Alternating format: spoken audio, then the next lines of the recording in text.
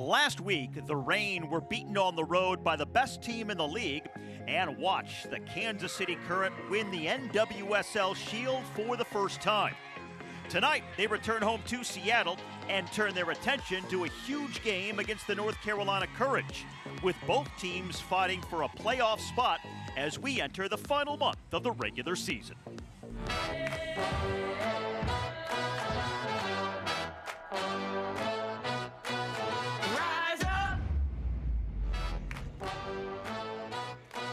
A gorgeous evening in the Pacific Northwest as we head down the home stretch in the NWSL campaign. It's the last game of September, and it carries huge postseason implications. Should make for a compelling night of soccer at Lumen Field, with the Seattle Reign hosting the North Carolina Courage. Hi, and welcome to downtown Seattle, everyone. Steve Schlanger with Laura Schott. It is a massive late-season matchup with the Reign leading the Courage by just 2 points, and both clubs hovering just inside the playoff cut line. So, Laura, with so much at stake here on this Sunday evening, what kind of game are you expecting tonight? I think this is going to be a highly competitive game. These teams are both looking to fight for the playoffs right now. You've got North Carolina. They win this game. They get the 3 points. They're going to bump above that playoff line, and you've got the Reign. They get the 3. They're going to get a little bit of breathing room, although they're not going to be a lock yet, but it's going to be very helpful. Well, as if the Reign needed more motivation, last week in Kansas City, they got that body blow by having to sit there and watch the Current celebrate winning the Shield with fireworks, with a huge trophy presentation, and it did not sit well with some of the players, including Phoebe McLaren. It's a bummer. I think the most infuriating part is that right now they're celebrating winning the Shield, and that's infuriating.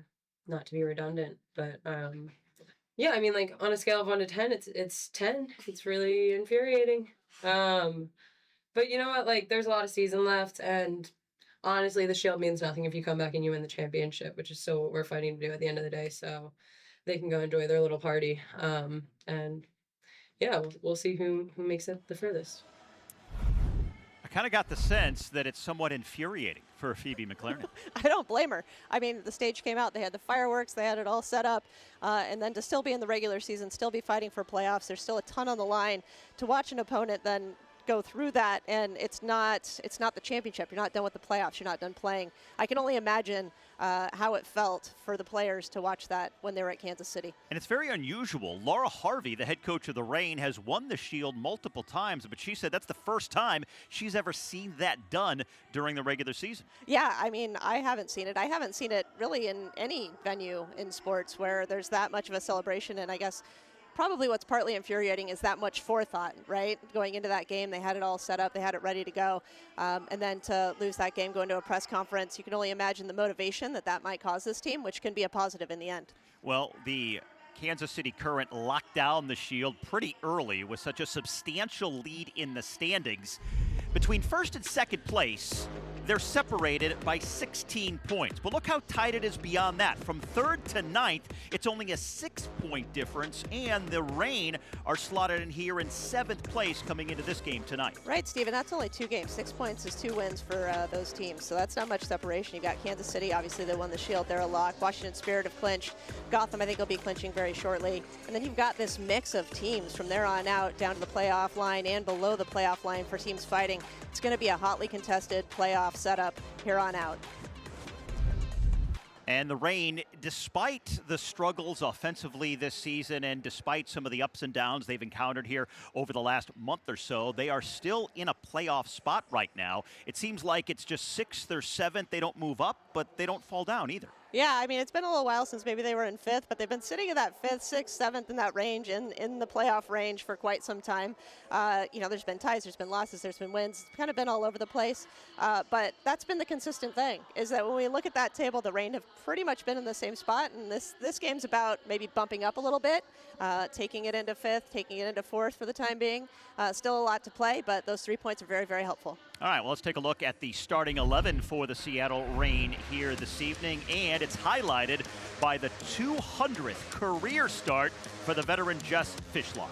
That's amazing. I mean, I can't wrap my head around some of the stats that we're going to get later, too. But Jess Fishlock, congratulations. This is a wonderful lineup. You're going to see Darlene slide back into a wide back spot. We know that she likes to attack. Forward in college, she's moved into the professional ranks, and she's ready to go. Well, the third member of our crew is not the usual cast member. No. Kellen Rowe is somewhere else this evening. We have not heard from him. So, for the second game in a row here at Lumen Field, Keely Dunning pressed into service. Some might say she's even an upgrade, but we'll leave those opinions to those that may have them. Keely, let's talk about the milestones for the Seattle Reign team. And we just mentioned Jess Fishlock about to make her 200th career start, but that's not the only one. There are several players who are approaching some pretty big landmarks. Yeah, it is milestone mania for Reign FC. Obviously, Jess Fishlock making her 200th start in NWSL. Just add another accolade to the Welsh legend. But she's not the only one on the Reign who is approaching a very impressive milestone. Let's start with Lauren Barnes. She is now sitting on 248 regular season appearances. 2 away from 250. She will become the only player in NWSL history to hit that milestone. Unbelievable from the OG. Jordan Heidema is sitting on 4,946 minutes. She would be the 14th Reign player to reach 5,000 minutes. Still can't believe she's only 24 years old. And then Sofia Huerta is also approaching 200 regular season appearances. At 197 will be 198 after tonight. Keely, I'm here like taking notes. I'm trying to remember all the stats and all the legends and everything they've done. It's a little bit hard for me to keep track of and even wrap my mind around all of the accolades and all of the things that these players have done. What do you make of the fact that all of these players are on this roster and they're here tonight? I think it's perfect considering the Reign are one of the original teams, and the fact that they have players who have been here from the beginning, who have played enough games to hit these milestones. And even Jordan Heidema, 24 years old, almost 5,000 minutes in NWSL. That's unbelievable. Yeah, that is such an unbelievable stat. I mean, it's really amazing what these players have done. And Keely, before we let you go, I don't know if you're old enough for this, but to borrow a line from Spicoli in Fast Times at Ridgemont High, would you get that jacket? I am old enough for that, of course. Come on, Fast Times at Ridgemont High. Guys, I went to film school, if we all remember, USC Film School. We're going to bring up USC one more time. I'm surrounded by UCLA people. But no, I got this jacket. It was a COVID purchase online. A lot of online shopping happening during COVID. Mr. Hand will be a guest in the booth later on, so make sure you stick around. We're going to order a pizza as well. So, sounds great, guys. Keely, we will see you later in the program. Meantime, let's take a look at the multi-care health report for the Reign here this evening. And one of the big names that sticks out is Lynn Biondolo, still struggling with a nagging knee injury. Yeah, I know that's disappointing for all of us that we haven't been able to see her on the field for quite some time, but not a lot of change with the team health report. So good news that there's no additions, but we'd love to see some of these players come off. All right, as we continue, mental health, always such a big focus in this sport, and the Reign's Sam Meza has more on that. We will discuss that with Meza as we continue here on the pregame show leading up to the Reign and the Courage tonight at Lumen Field.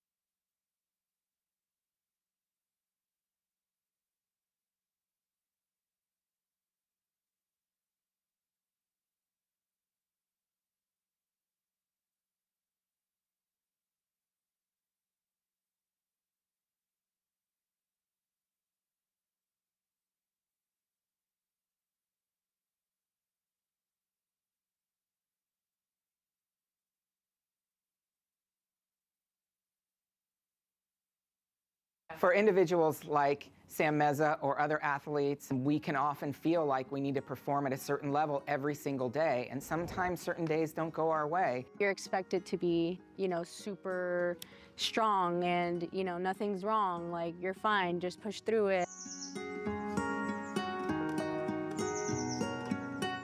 But the reality is that we all have those days, and if we have the chance to speak about those times that were tougher or speak about how it makes you feel, then it really does bring people together in a very compassionate way.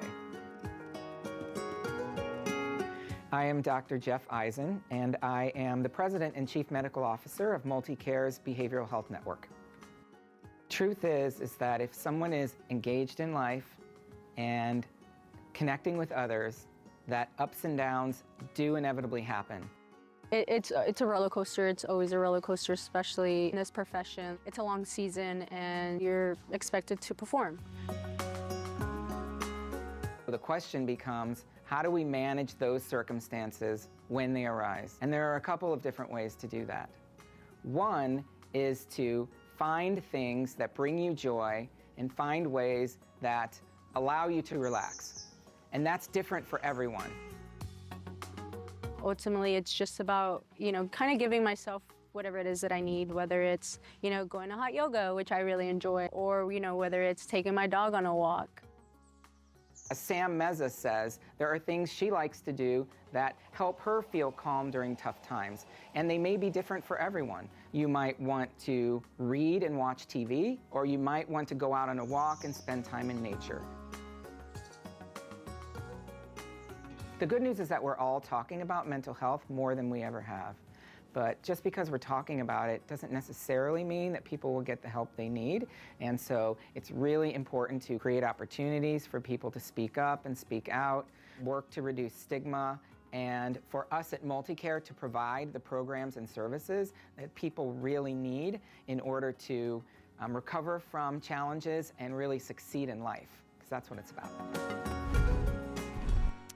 It's a good point because win or lose, there's always another game. The pressure never relents during the course of a season. There's stress in training as well as on game day, so you're living with it on a regular basis. To have those sorts of mechanisms to help deal is so important. Yeah, and I love the evolution of mental health and how much more awareness has been brought to the subject over the years. I mean, there was a time where people really were not aware of it, did not talk about it a whole lot, and people didn't have a place to exchange ideas about it. But the fact that it is talked about and things are identified that help people, I think it's a very positive move. All right, well, back to this game, and it is the second meeting of the season between the Reign and the Courage. The first occurred in the second game of the season this past spring in North Carolina, where Jess Fishlock got on the board for the Reign to help them to a one-goal win. Gosh, I remember this game. And when this game was played, it was kind of a back-and-forth battle, and that ball, I mean, what a great ball across from Mercado. And, of course, Jess Fishlock, she's going to place that. She goes high away from the keeper, and no one's gonna forget this goal. I mean, I think this was one really for the ages, maybe up for goal of the year by the end of the season with Jordan Bugg bringing that down. And I don't think you can place it more perfectly than she placed it in that moment, making it 2-0 in this game on the road. It was such a pivotal moment in this game. I remember that ball hitting the net, and it was just like, oh my gosh, I can't believe she just hit that shot. Just astounding stuff by Jordan Bugg. That was her first professional goal as well. I don't know. Talk about setting the bar high. I don't think you can set it much higher. And of course, North Carolina came back with this kind of awkward goal, making it 2-1. So the Reign get the 2-1 win. They go for the season sweep here this evening. But you saw right there in the second half, the Courage get a second half goal. And this is a team that has 7 goals that have equalized or helped them take the lead after the 80th minute this season. That's the most for a single team in the NWSL in the last 8 years. So the message for the Reign has to be, you got to go the full 90 and not take your foot off the gas. Well, you go for another segment. We're talking about mental health, mental toughness, right? That's what that shows. After the 80th minute, they're still scoring goals. So you can never quite put the Courage in the back burner. They're fighting for a playoff spot. They're scoring goals late in games, so you can never count them out. The Courage on a nice little run as of late, and they have a very decisive lead in the overall series with the Seattle Reign. But now let's take a look at the starting 11 that the Courage will roll out here tonight at Lumen Field. What's interesting to me about this lineup, I mean, they've been playing in a 4-2-3-1, but there are a lot of changes from the first matchup we saw in March. So between that lineup and this lineup, I think they have at least 5 changes. But look for Manitaka to really play in this game a pivotal role, number 34 in that attacking mid spot. She loves to go forward. She's got 6 goals. She also assists. She's going to be a very pivotal player in this game. Something that head coach Laura Harvey of the Reign talked about is the fact that North Carolina has added another dimension to their game. Since the first meeting earlier this season, they're more direct now. They're able to go vertical. It's not just a possession-oriented team. No, they're able to counter. They're able to transition, and I think that the Reign have been very good in transition as well. So it'll be interesting to see at what time this game opens up, at what minute. I think that there's going to be a little bit of a chess match. We know Laura Harvey is so great tactically. She has such a great tactical mind. I don't think they're necessarily going to come out, going full force. These teams in the first half often feel each other out a little bit, but I do think that at some point it's going to open up. We're going to see some transition.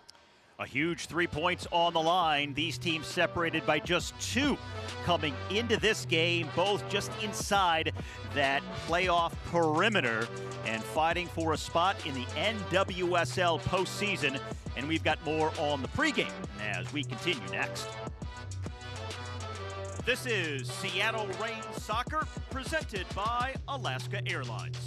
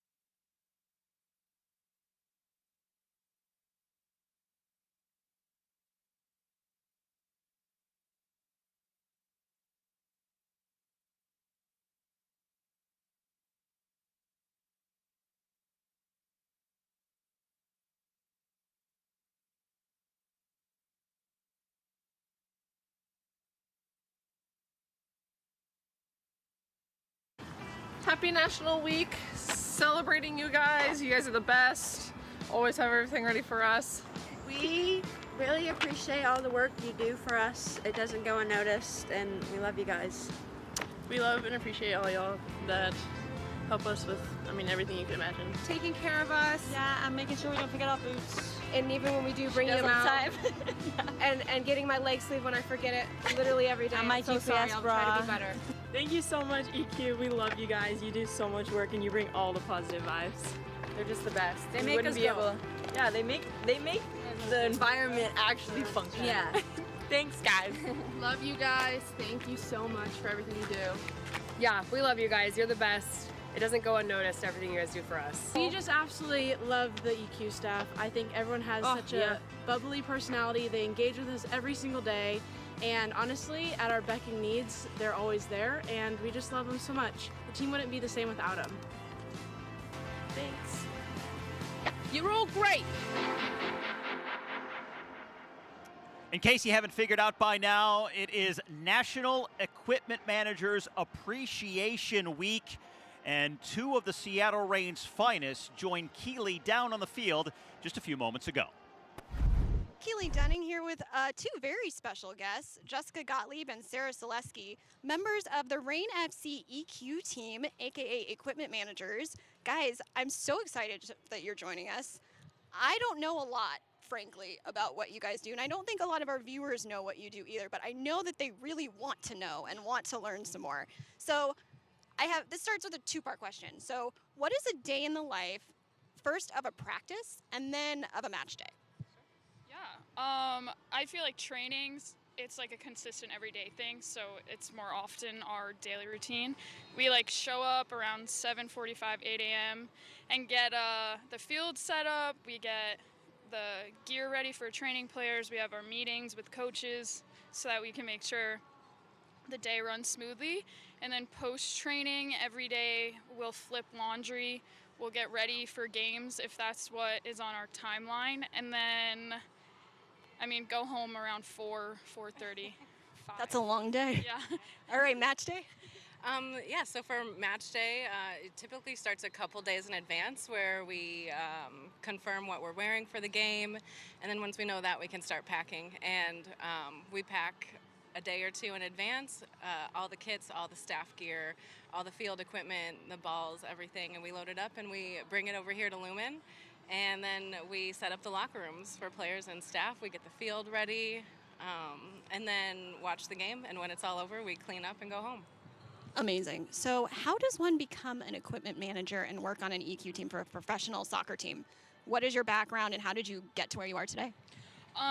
We all have like very different backgrounds. I got my master's in sport management and I went like through working in internships and all of that stuff. And Sarah started like in a college equipment room while she was in college and like worked her way up to get here. We have an assistant who has a biomedical engineering degree. So equipment is a lot of, diverse backgrounds. Yeah, diverse, yes. And it's just like getting into the right place and like figuring out what you want and working hard, yeah. Cool. So there's no straight path, I'd say. I think that that's true for a lot of professions, actually. It's very, very rare where it's from point A to point B to point C to point D. Mm-hmm. What is your favorite part of the job? I think probably my personal favorite part is getting to make an impact on people's daily lives. I think that's so cool and powerful. I think Jess would say working with strong women, which is great. I love also just being outside every day, being active and getting some sun on my skin, especially in Seattle when I can enjoy it. Favorite part? I think to what Sarah said, I love that I get to come here and I get to like support women every day who work so hard and like it has an impact on your community, and that's just really important to me. Really cool. Okay, last question. What is something that people would be surprised to hear that you do as part of your job? Anything surprising? We don't get to see a lot of the behind the scenes, so we're really, really interested. I think something that is surprising is just like, like every preference that every person on the staff, on the like players and staff has. Like they'll come in and they'll be like, I need new socks, and I know what size, I know what kind, I know what color, everything. Like I'm online doing orders and I'm just like, this player only likes white boots. So I have to only, like, you just know so much about people. Yeah, definitely. Yeah, the attention to detail and organization that it takes. I have hundreds of Excel files on my computer. It's actually crazy. But yeah, just because we do so much that's physical, I don't think people realize like the other computer part of our job. And it's definitely like organization is an intense skill that we have. That's awesome. Thank you guys so much for sharing, and thank you for joining us, and thank you for being. Yeah, I know that you guys are behind the scenes. Your work, though, is very visible, extremely visible. So thank you for all that you do, and go Rain. Yes, go Rain. Thank Go. you. What size socks do you wear? I mean, they're putting in the orders. Let's get you on the docket. Oh, soccer socks. Yeah, I'm usually a women's 6 to 10. Yeah. Yeah, I mean they don't have. That's usually what I'm just generic 6 to 10. All right. Yeah. National Equipment Manager Appreciation Week. We missed National Talk Like a Pirate Day, but we were not going to let this one go by the boards. This was circled in red. All right. Let's get into this game tonight and how it feeds into the rest of the season. Only a few games left to go. Here's a look at the schedule upcoming for the Reign. They go on the road to New York next week, then back home against Bay FC. Some winnable games and points they really need to lock down that playoff position. Gosh, that's always a dangerous word, right? Winnable. They all are. These are all winnable games for the Reign. But we know in this league that it's very competitive. There's a lot of, there's a lot of parity from top to bottom, and that's why the table's in the situation it's in, right? From 3 on down, it's not a lock for a lot of these teams. So you're going to be fighting through every one of those games, giving it everything you have, trying to come up with those 3 points. Okay, we are getting set for the kick here at Lumen Field, but the subject of our Gatorade water cooler talk, the recent passing of Coach Matt Beard, who did coach in the NWSL for a time with the former Boston Breakers, but spent the majority of his career coaching in England, passing away at the age of 47 recently, and tributes going out this week to the very popular soccer coach, Matt Beard. He will be missed.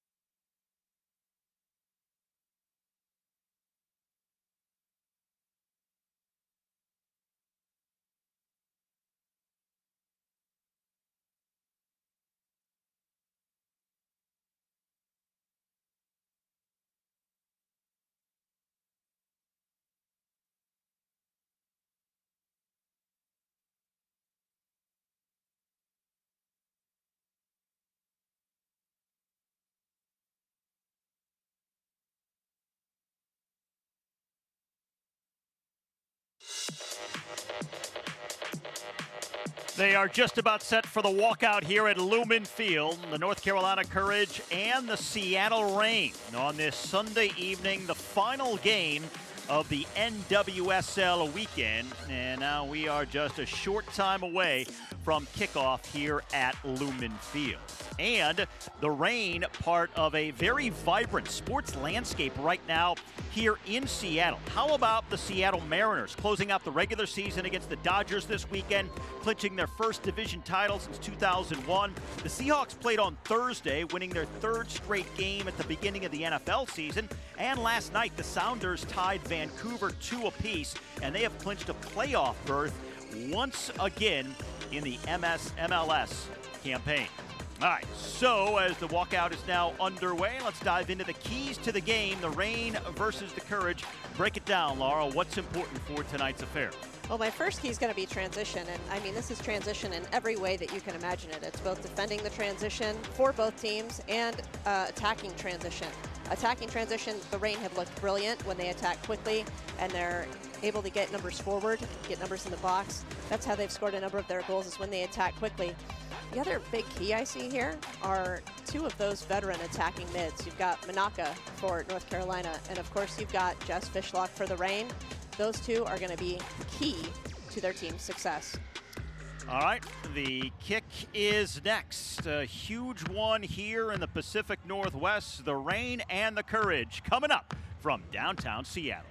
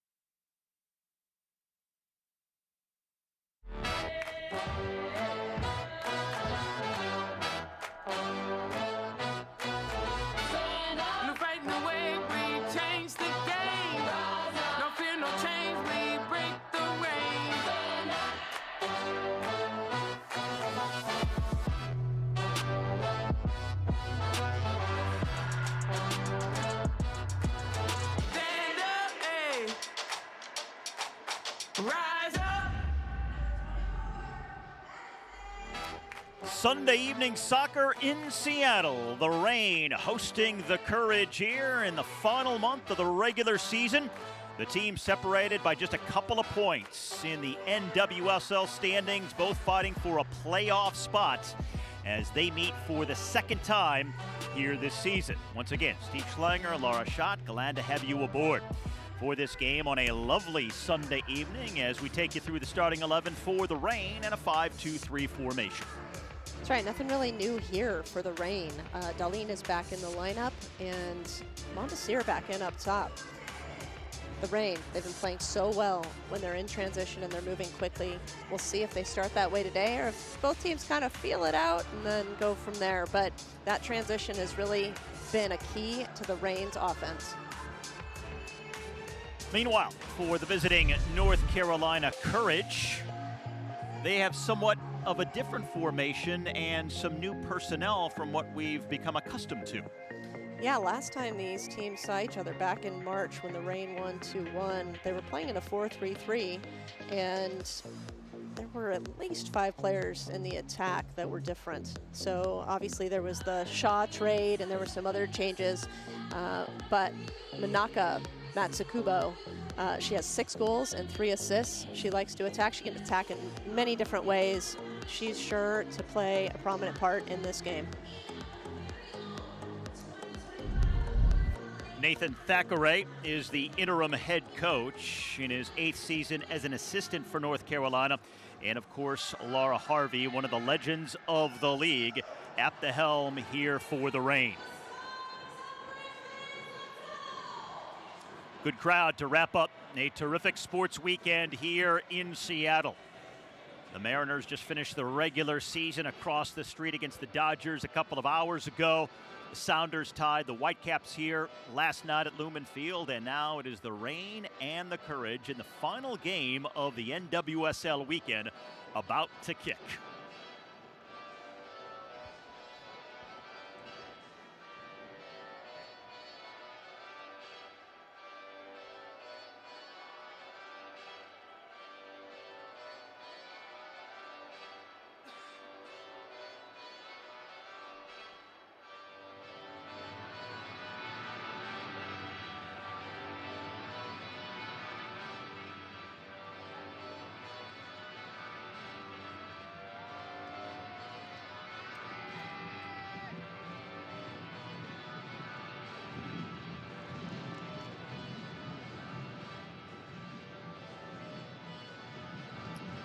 Oh, the anxiety of making him wait like this. Apparently there's some technical difficulties going on that they're trying to sort out, but trying to rectify those now as they prepare to get this one underway.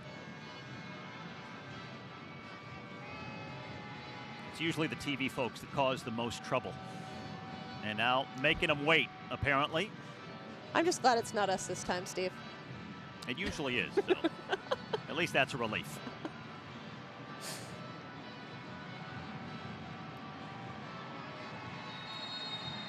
North Carolina in the pink, the Reign in the blue. On a perfect evening for soccer in the Pacific Northwest, clear skies and a temperature in the low 70s. Huge late season matchup. These teams separated by just 2 points in the standings, both just barely inside the playoff cut line, and only 1 month left to go in the regular season. It is the second meeting of the season between the Courage and the Reign. The Reign beat North Carolina in their first matchup, which was just the second game of the year back in April. So a much different vibe to this reverse fixture tonight with the postseason looming. Laura, how do you see it? I think this is going to be a well-contested match.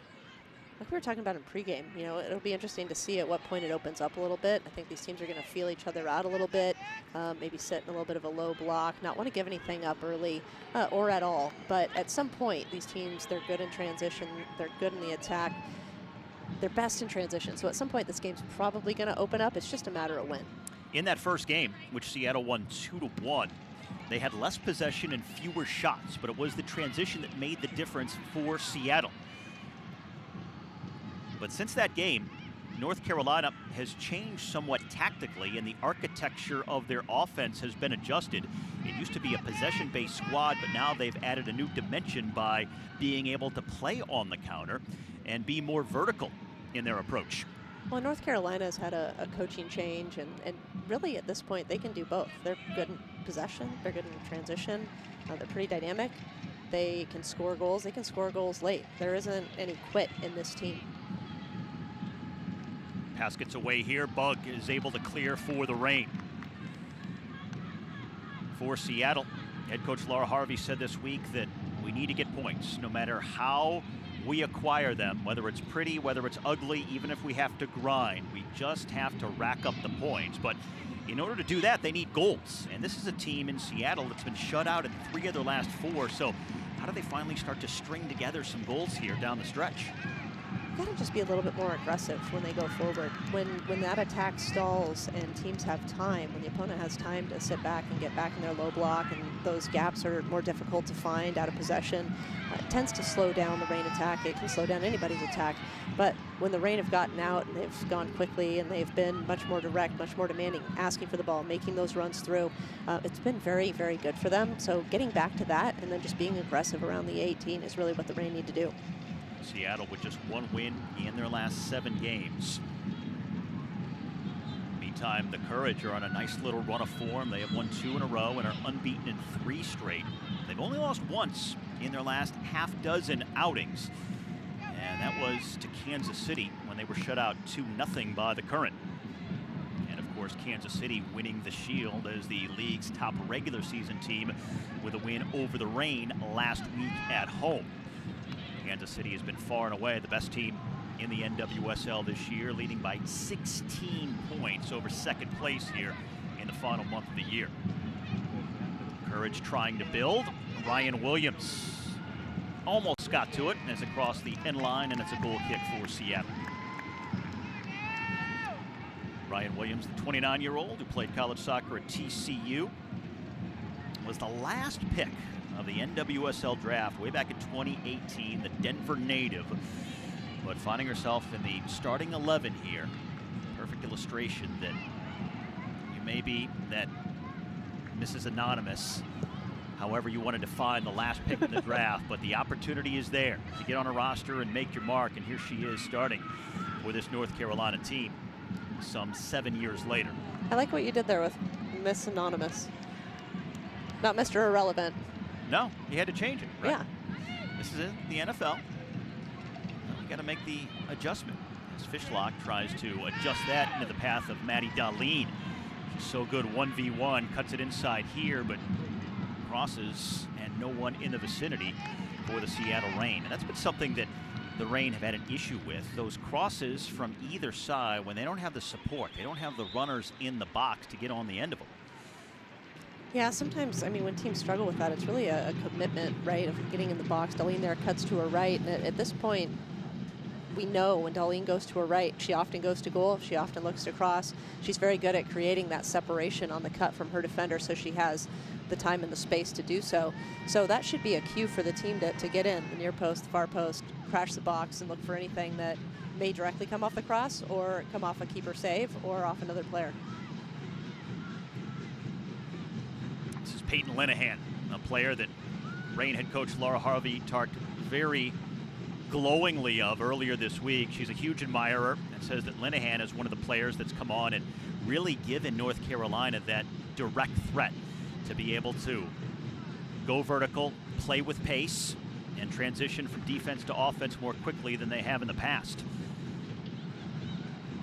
Linehan with so much speed up top, the Reign back line is going to have to be careful here this evening. This is Riley Jackson in the midfield.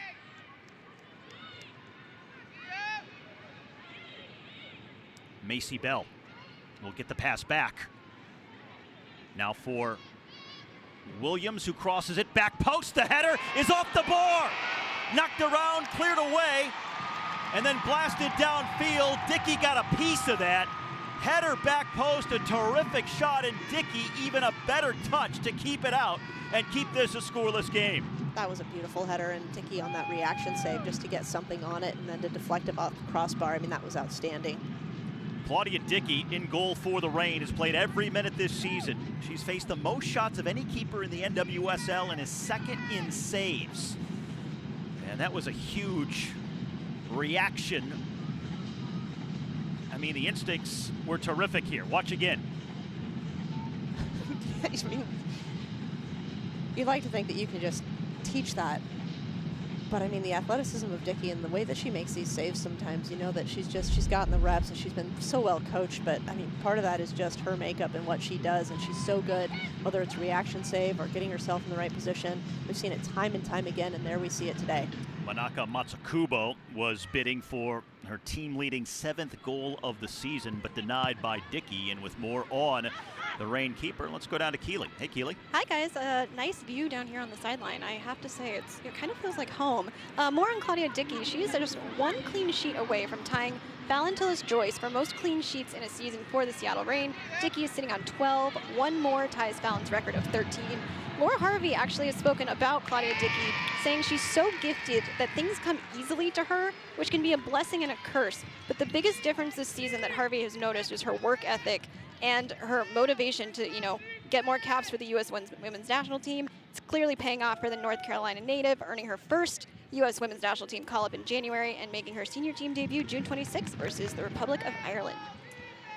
First corner kick of the match belonging to North Carolina. They go short, tried to play it in. Huerta heads it out. Now Dickey has been sensational so far this season. Had 6 saves last week, despite the loss in Kansas City. One of her top save efforts of the entire season in terms of volume of stops. Macy Bell for the Courage, with Darlene smothering her. And it goes out for a North Carolina throw. Into Jackson. And a handball on Darlene. Now Maddie Darlene has been in and out of the starting lineup, as head coach Laura Harvey has sometimes preferred her to come off the bench in the second half with fresh legs, using her pace to stretch what has been a weary back line for the opponent, but back in the starting 11 here this evening. Yeah, certainly. She's one of those players out of North Carolina winning the championship in 2024 that transitions to another position just so you can get more attack out of that wide back or that wing position, and she does it so well. I mean, she can get down the line for the cross. She's so good 1v1. She adds a dynamic to this team that's very important to the attack.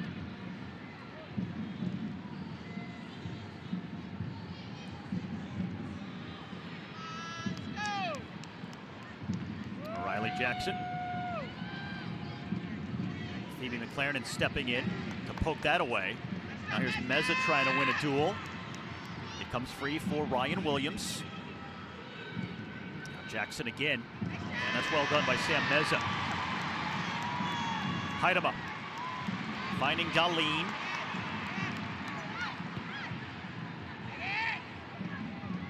And the Reign will just step on it, slow the tempo, and just maintain possession here in midfield. 10 minutes gone by, no score.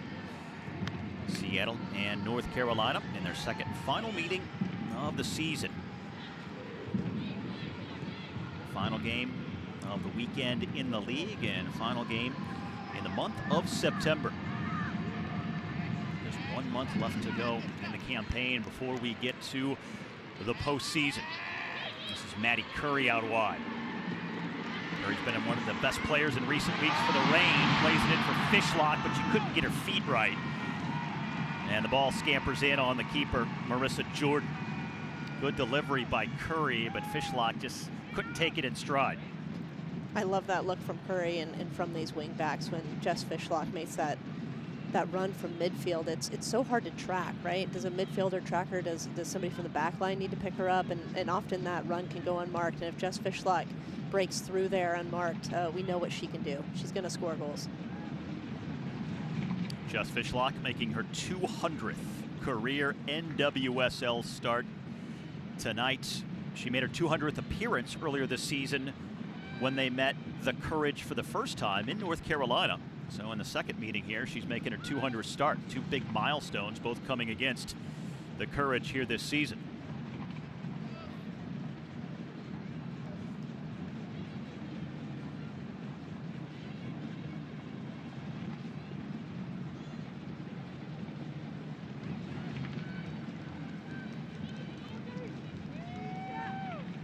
Seattle coming off a 2-0 loss at Kansas City last Saturday, while North Carolina comes in following a 1-0 win at Orlando on Friday. Laura Harvey was not pleased after the game in Kansas City. She started her post-game press conference by saying, well, I'm going to try not to get fined here. She was not happy with the officiating. It was a very frustrating evening all around for the Reign, but they did play much better in the second half when they went to a much more attacking formation. They were more conservative and set up defensively in the first 45 minutes, but went from a back two to a more offensive-minded formation going forward, at least in the second 45 minutes of play. Depending on how this game progresses, we might see something similar. I mean, these are two teams that, you know, I'm not sure either one's going to want to settle for 1 point, right? North Carolina would certainly be more happy about that on the road with the travel, transitioning to turf, getting across the country, but the Reign are definitely looking for 3. Mondesir tried to cross it in, and in the end, it'll be the first corner of the game for Seattle. Coco Mondesir getting the start up top, the second-year player from Haiti. Played 8 years in France with Montpellier. The first ever Haitian-born player in the NWSL.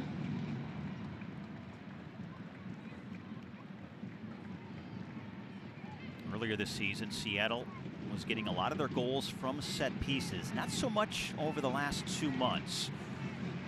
Here's Sofia Huerta on the corner now.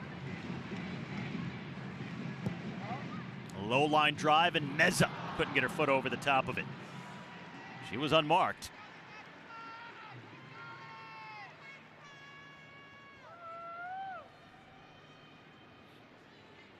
Like this outswinging ball from Huerta. Meza just gets over that a little bit. I mean, maybe she was trying to trip it over the goalkeeper, but she gets over that a little bit and drives it and puts that on frame. That's a very dangerous shot.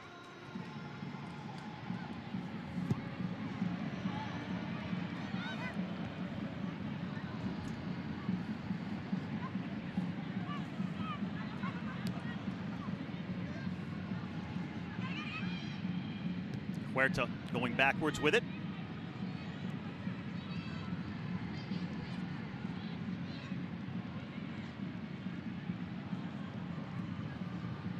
Almost a quarter of an hour going by. Just one shot on goal so far. That's the Manaka header that required a terrific stop from Claudia Dickey.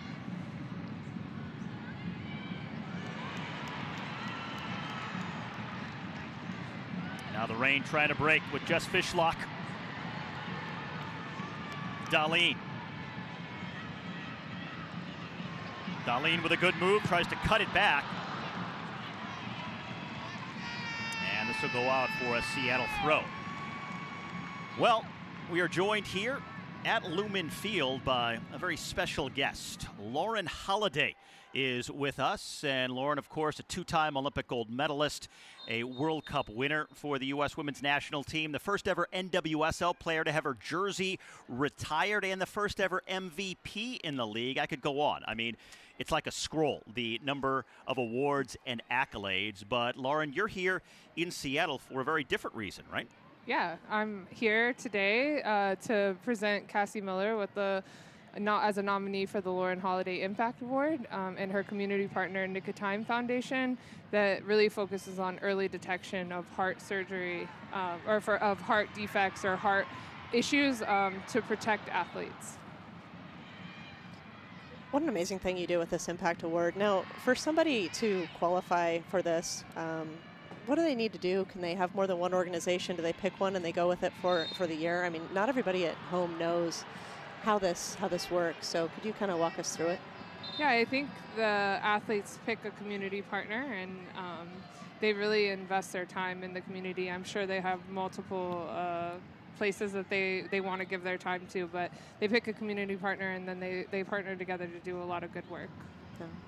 Now, this is an award that had existed before, but you sort of were given the honor of having it named after you because of your impact in what you did to try and create awareness and give to good causes. What led you down that road back in your day? Yeah, I think that I've been through a lot medically, and I think that I was just always raised to give back to my community, and I truly believe that cause creates community, but contribution creates belonging. So for an athlete to give back to their community and really feel like they belong in that city is super powerful. You also know a little bit about ball here. What is your take on the first 17 minutes of what we've seen between these teams? Yeah, I think it's been pretty equal so far, and both had some good opportunities, and I think this will be a really fun game to watch. Gosh, have you just been running around? Have you had to like come up here, and have you been able to even see much of the action? No, I've seen a little bit, just a little bit, but I did see 2 good opportunities from both sides. We were so excited to have you up here, but I knew when you came up here, I was like, I'd love to ask her about the game. I mean, I've been watching you. I coached a game against you in 2008 when you were at UCLA. So when you were coming up here, I was like, gosh, I wish that we could talk more about the game. But I bet when she comes up, I know in these situations it's just a rush. But it's wonderful to have you here and be able to talk about what you've done for the game and the Community Impact Award, and also Cassie Miller. I mean, it's just outstanding what you guys do, and we truly appreciate you. Thank you so much. And I love being here and being able to support the NWSL. And I know we haven't even scratched the surface. We're taking off. Yeah, absolutely. I know that are you moving to the Northwest? Are you in the Northwest now? Yep, I'm in Portland. So Portland is my new home. It was a quick 3-hour drive to Seattle. So yeah, I'll be around a lot more in this area. I grew up in Portland watching the Blazers, so I'm familiar, and welcome to the Northwest. We're like very inclusive here, and love being here with the Reign. I mean, this team has just been outstanding to watch all season, and the entire organization is just outstanding, and we're so happy that you're here to celebrate with us and at least catch a little bit of the game. Yeah, yeah. And how'd that game go that you two coached against each other? I'm not going to let that slide by. I mean, I want to know exactly how that played out. Yeah, I want to talk about it, Steve, because I was pretty aware that at my mid-major college I had USC who was coming off a national championship on Friday in my first year as a head coach. And then on Sunday I was turning around trying to defend the likes of you and your teammates, also coached by Jill Ellis. So we did not win that game. It was a good experience for everyone involved. I think there was a lot of learning on our part. But we knew that was going to be the case when we were faced up against you guys. Jess Fishlock tries to play in Maddie Darlene here. Well, Lauren, we will let you go. We appreciate the visit, and happy early birthday. I know your birthday's coming up on Tuesday, so what is it, 25, 26? 24, actually. So. Sorry. You're close, Steve. You're so close. That's me. I was, I went on the over. My apologies. Thank you so Happy much. early birthday. Thanks for being here. Thank you. Thanks, Lauren. Thanks.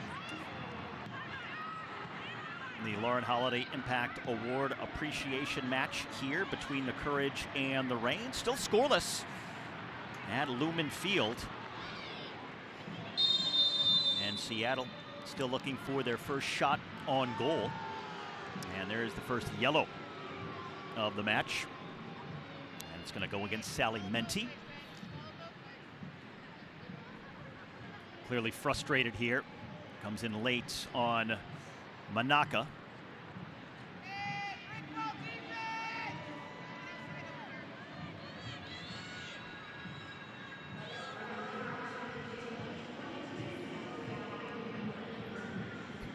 So free kick for North Carolina.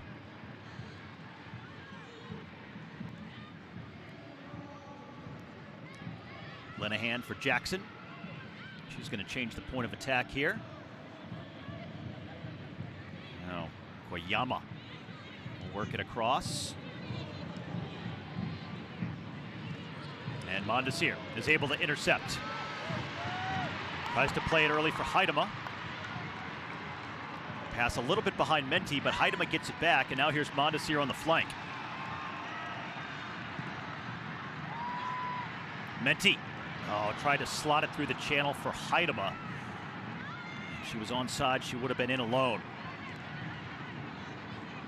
Love that look though, and that whole play started with the Reign finding Haidama high again, and then playing low and allowing numbers to get into the attack and giving the team a little bit of extra time for the midfield to get forward and Montesir to get forward. When that's clicking, it is so quick and it's so fun to watch. And when Jess Fishlock makes that run out of that recessed position, it's so effective. Maddie Curry gets there first. Kept alive by the Courage. Now Manaka. Pass too far for Jackson, and that allows Darlene to play it out of trouble. Just about midway through this opening frame, scoreless at Lumen Field. What's your take on what you've seen so far, Laura? I think it's a lot of what we expected. It hasn't quite opened up yet, though there's been some really good chances. Specifically for the Courage, that one ball that Dickey deflected off the crossbar on that save, that was a great chance for them. But it's been physical. We saw the Menti yellow card. We saw that was a hard foul again here. But we're going to see that, right? These teams are going to go after it. They're not going to give up an inch. They're going to keep fighting for every ball. And you know, when you're in transition, sometimes there's going to be, I would anticipate, some professional fouls in this game just to stop momentum and make sure that you keep momentum in your favor. But it hasn't opened up as much as I think it will at some point, where these teams will get running in behind each other and find that space. But still, some very good chances. So free kick for North Carolina. Almost functioning like a corner from that far side.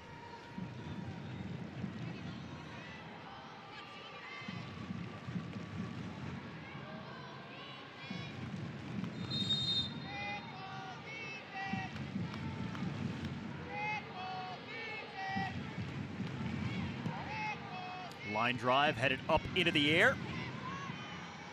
And then the shot is blocked before Meza will blast it out of the area.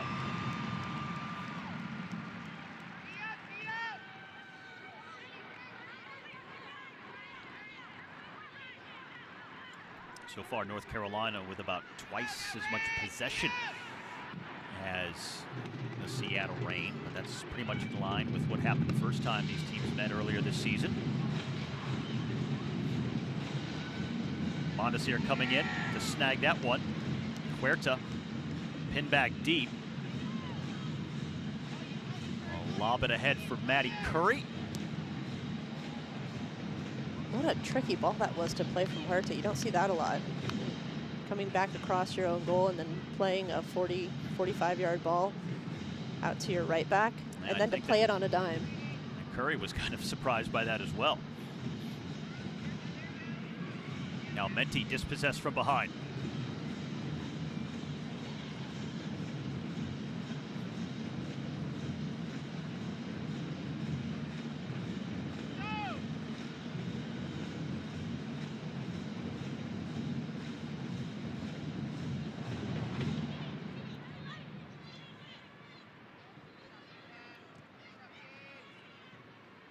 Now Manaka was trying to make the run. Pass was off target. Now the long range effort is going to sail well over the top of the goal. As we hit the 25-minute mark here at Lumen Field. Well, Reign FC 2026 membership deposits are now open. Don't miss out on watching the best women's soccer in the world right in your own backyard. Visit reignfc.com/tickets for more information, or scan the QR code to take you directly to our purchase page.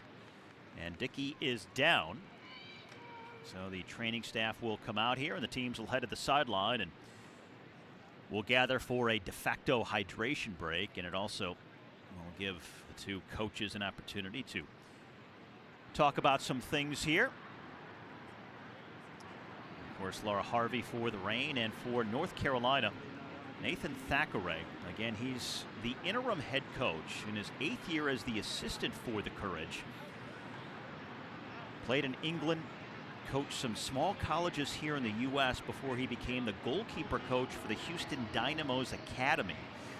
But now the biggest job he's ever had as a coach, at least in an interim role. This follows the sacking of Sean Ness, who was fired early this past August. He was the interim coach himself back in 2021 when Paul Riley was fired for misconduct allegations, and Sean Nass was terminated over performance, culture, and fit issues that the Courage didn't like. So they've had some turmoil with their head coaching position, and now looking for a permanent replacement. But for the time being, it is Nathan Thackeray in charge for North Carolina.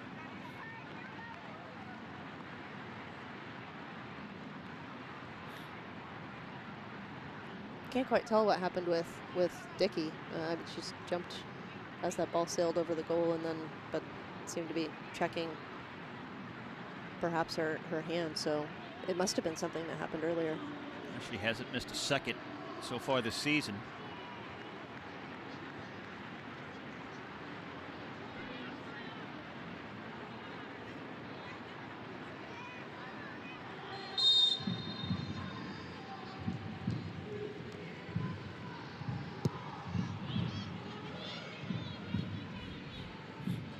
North Carolina trying to press high and win the ball back, which they do.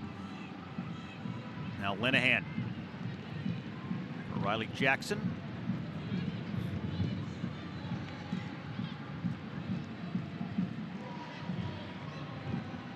And Mondesir commits the foul from behind.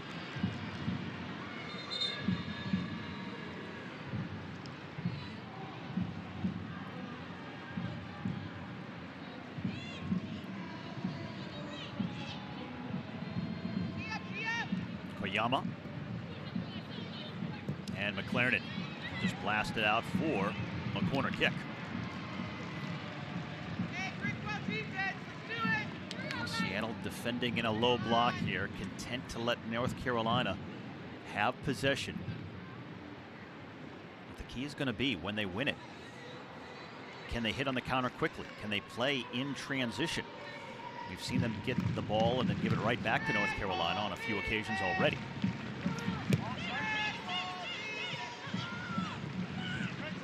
That's a good one-time ball, but a little too much juice on it from Manaka. Tyler Lucy couldn't quite get to it, the third-year player. Played college soccer at Princeton.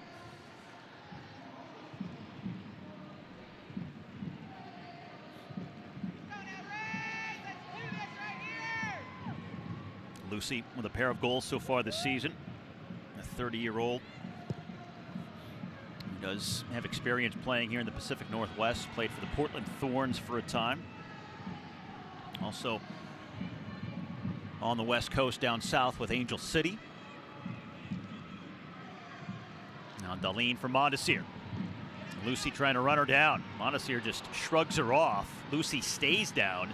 Play continues. Mondesir plays it out and she goes down. So some heavy contact between the two players, Mondesir and Lucy. That's part of what we expect in this game is players are going to go into some of these tackles hard. Sometimes they're going to be high, sometimes they're going to be awkward just because they're so many of these moments, especially in transition there, as Mondesir was turning to her right and looking to play wide and open up the game. North Carolina's going to want to stop that. That's one of the keys to the game for the Reign is how quickly can they switch the point and get forward, and the two just got tangled there. And no call was initially made for a foul here.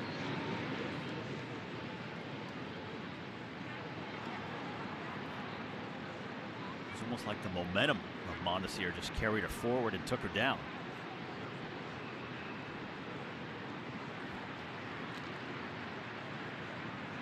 Keely Dunning down on the pitch. What's up, Keely? I have a good, decent vantage point down here on the sideline of Coco Mondesir getting, looked at by staff. And interestingly enough, of course, Phoebe McLaren going over to the referee and demanding an explanation for why a foul was not called. Speaking of Phoebe McLaren, I know that we talked a lot about her in the pregame show and how she was infuriated watching Casey Fulton celebrate the NWSL Shield. She's known for her gutsy and sometimes emotional play, but she's been a mainstay on this team this season, starting every match but one at Portland back in August, leading all Reign FC outfield players with 1,790 minutes played, and also her fiery and awesome emotional self on the field, a mainstay for the Reign this season. This season, we've talked a lot about, and Coach Harvey's talked a lot about her energy that she puts into her tackles and how everybody in the league knows that when she goes into a tackle, it's going to be hard and it's going to be timed so well. I really like seeing McLaren get a little bit fired up and defend her teammate there. I think that maybe that Shield game put a little extra fire in her desire to be a vocal leader on the team as well. Here's Menti. Had it taken away from behind. Now Lucy for Linehan. Koyama couldn't get to it, and McLaren clears. There's Macy Bell. Inside the final 15 in the first half.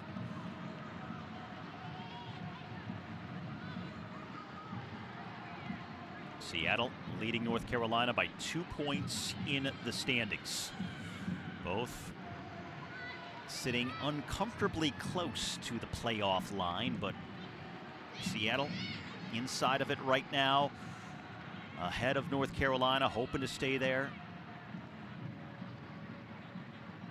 But with just a month left to go in the regular season and things so tight between 3rd and 9th place. Again, just 6 points separating the 3rd place team from the 9th place team. So much can change here. But it's interesting when you look across the league as Dickey tries to clear this one away. A lot of the playoff teams, as it stands right now, haven't been playing all that well. Over the last 5 weeks, 4 different playoff teams have 1 win or less. So nobody's really on a heater, with the exception of Kansas City, having won the Shield at the top of the table. Yeah, Steve, I was looking at that a lot in the last few days, and I mean, obviously Kansas City's been on a bit of a tear, and you've got the Washington Spirit who've been winning a lot of games, and I believe the final with Houston today was 4-0, so they put away a number of goals there. Gotham's been doing well, and they're sitting in 3rd. I think they're going to maybe lock in here pretty quickly. But then you go through, you've got the Thorns, you've got Orlando, you've got San Diego, the Reigns in the mix, Louisville, North Carolina. A lot of those teams have been tying a lot of games and have maybe 1 win in the last 5. So picking up the 3 points has been very difficult for these teams sitting in 4 through 9 and 10, really. And those playoff spots are still up for grabs. Foul on Heidema, free kick for Seattle. Feels like the Reign have either been in 6th or 7th place for like the last 2 to 3 months. It's like no matter what they do, win or lose, it doesn't change. Yeah, that's been an interesting dynamic because they've had these good runs of getting points in games, and then they've of course dropped a few. And but you're right. No matter what the outcome has been, they've really been sitting in that same general area most of the season. Giveaway by Huerta.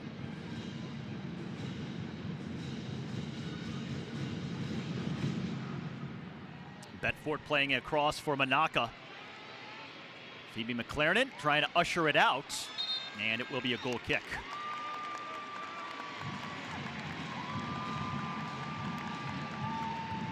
Phoebe McLaren just using her strength against Manaka Matsukubo.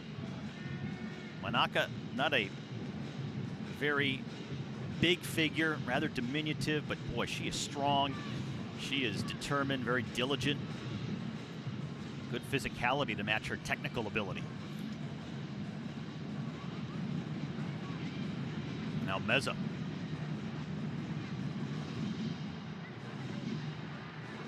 Heidema try to play it out wide. Now McLaren in for Maddie Curry. And the pass behind Sally Menti, allowing Manaka to take over. Now intercepted. And we play on. Macy Bell got the ball, says our referee. She was on the tackle there.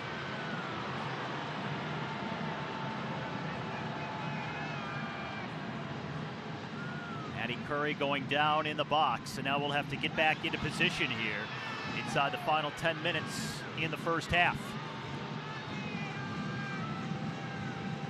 Crowd, of course, wanted a penalty. Seemed like the right call. Yeah, in the moment it seemed like the right call. It was a very well-timed, hard tackle. But I'd love to see Curry come inside there and cut into the box.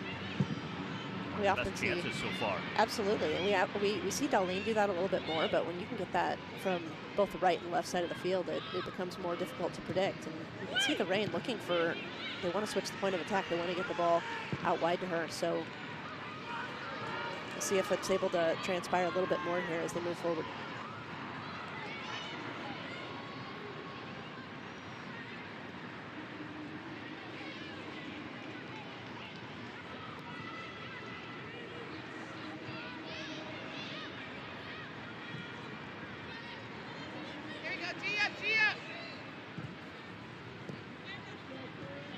Overlapping run, read well by Phoebe McClernand.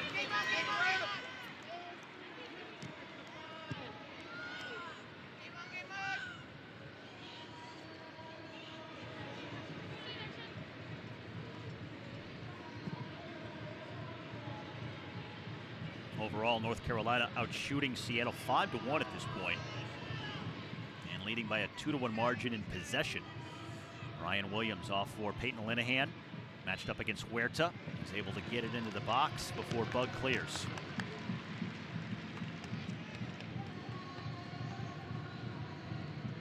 Kaylee Kurtz back from Macy Bell.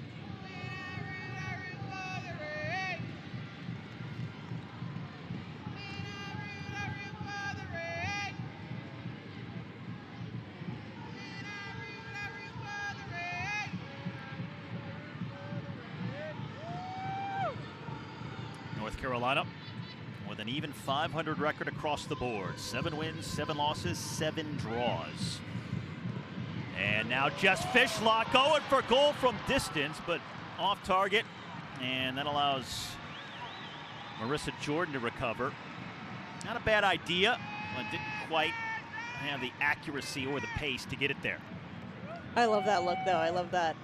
She picked her head up. She knows that she's been coming out all game. She's been staying high, and I mean, to have the awareness to look up, and here we see it getting the tackle on Curry.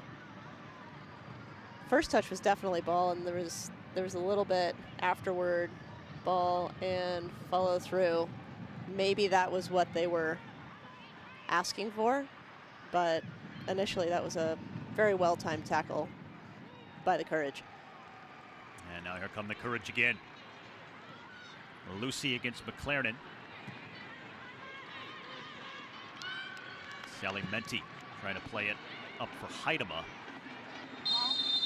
And a foul's going to be called against Jordan Heidema, and that's the danger of playing those long passes from the back. It allows the defender the time to read it and step in front of the intended target.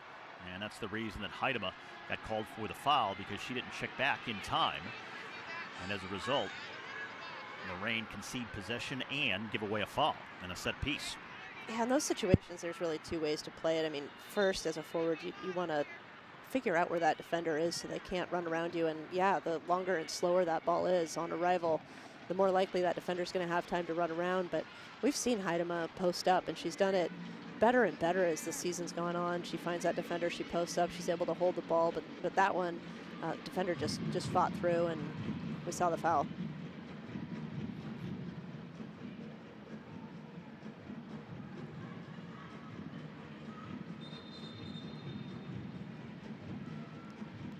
Five minutes plus stoppage time left to go here in this first half. Scoreless between the Courage and the Reign. Seattle has been shut out in 3 of their last 4. The only time during that stretch where they haven't been shut out is the 1-0 win over Louisville here at Lumen Field a few weeks ago. In the resumption of the game that was called at halftime because of a medical emergency, they resumed 2 days later in front of no fans here at Lumen Field. And Jess Fishlock got the decisive goal in the final 45 minutes. I don't think you could have written that script any better for the Reign, playing that second half with Jess Fishlock coming off in the waning minutes and then getting that goal. It really seemed like that was the plan. This is Koyama, who got the only goal for North Carolina in their last game, the 1-0 win at Orlando last Friday. That one coming late in the 89th minute. And the first ever NWSL goal for Shinomi Koyama, who's in her first year from Japan. just 20 years of age.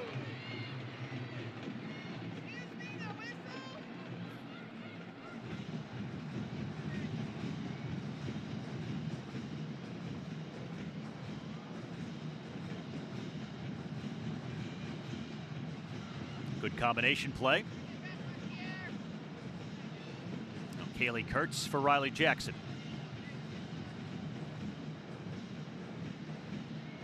Macy Bell is going to serve it in. Looking for Lucy and headed away by Curry.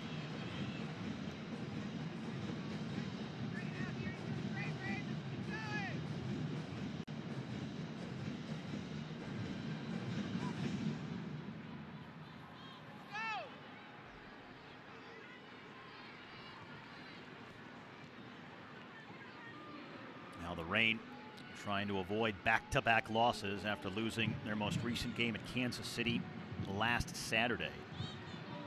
They've only lost 2 in a row once this season, and it was back at the beginning of April, going down to Angel City and Orlando in consecutive matches.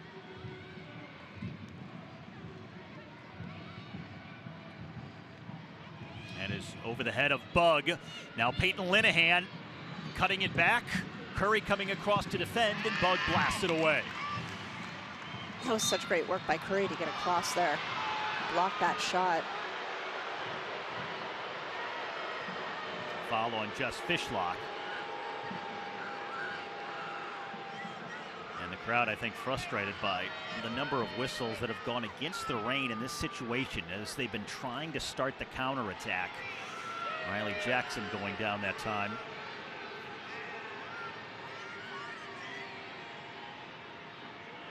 We've talked about the teams and the importance of this game and the 3 points and the timing of the season, but with that, the officials also know what this game is and the importance of it. So when you see it get a little bit chippy, oftentimes officials will try to rein it in and make sure that they're not letting the game get out of control. Often that happens in the second half, but here we're seeing it in the first, and I think it's just indicative of how competitive this game is. Peyton Linehan kind of hobbling here. Linehan just coming over to North Carolina in a trade at the end of August. A first-round draft choice of Portland a year ago out of Penn State.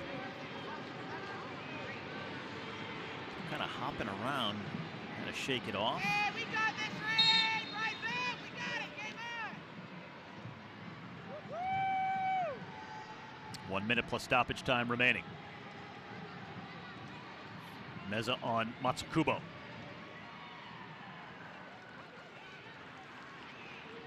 The two smallest players on the pitch having quite the duel. Very well played by Meza to not let her turn. And with her back to goal, Meza was not going to let her face up, and that's much harder to do than it appears. And she did it very, very well.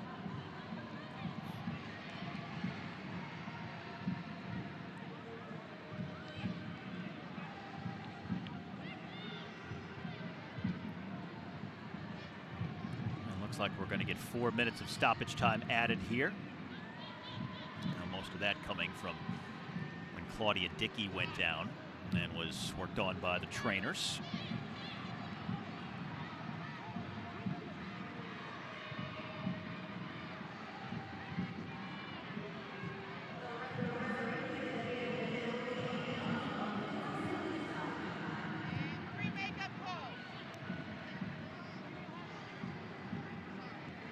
So far, the only shot on goal came early on in the first few minutes when Manaka got the header, and Claudia Dickey just got a piece to deflect it off the crossbar and keep it out and keep this game scoreless.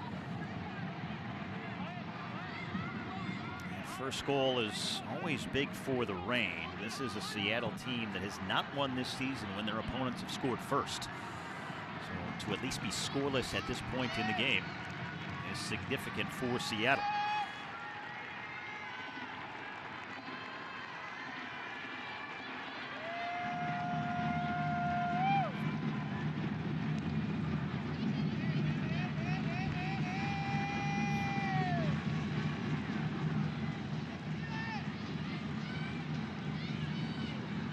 This is Meza. Heidema for Mondesir.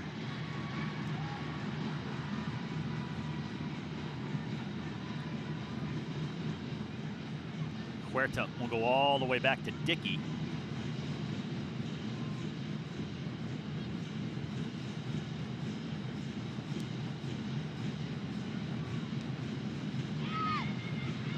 Now Lucy on Mondesir.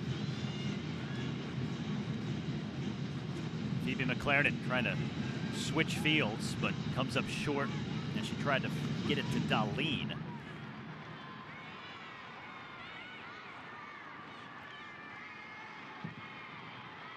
Long ball for Lucy, and she'll head it into the box. And now just about 2 minutes of stoppage time remaining before the end of the first half. Well, overall, Laura,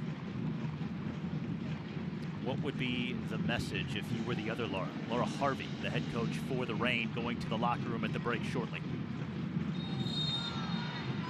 I think we're still going to see it come in the second half where this game opens up, and we know how Coach Harvey is. She is a tactician. She is brilliant. She knows the game inside and out. I wouldn't be surprised if there are some surprises maybe for us. Maybe there's going to be a change sooner than later in this game. We know that there's been a lot of lineup changes, players coming in and out of the lineup to go up top, fresh legs. You've got such a deep team that wouldn't surprise me if it happens sooner than later in this game. But I'm just still waiting for it to open up. And we thought in the first half it might be like this, right? North Carolina's had a few chances, more than the Reign, but the Reign have had some strong attacks. When is it going to open up, right? When is Jess Fishlock going to get those runs through? Darlene's going to get forward. Curry's going to get forward. I think those things are still yet to play out.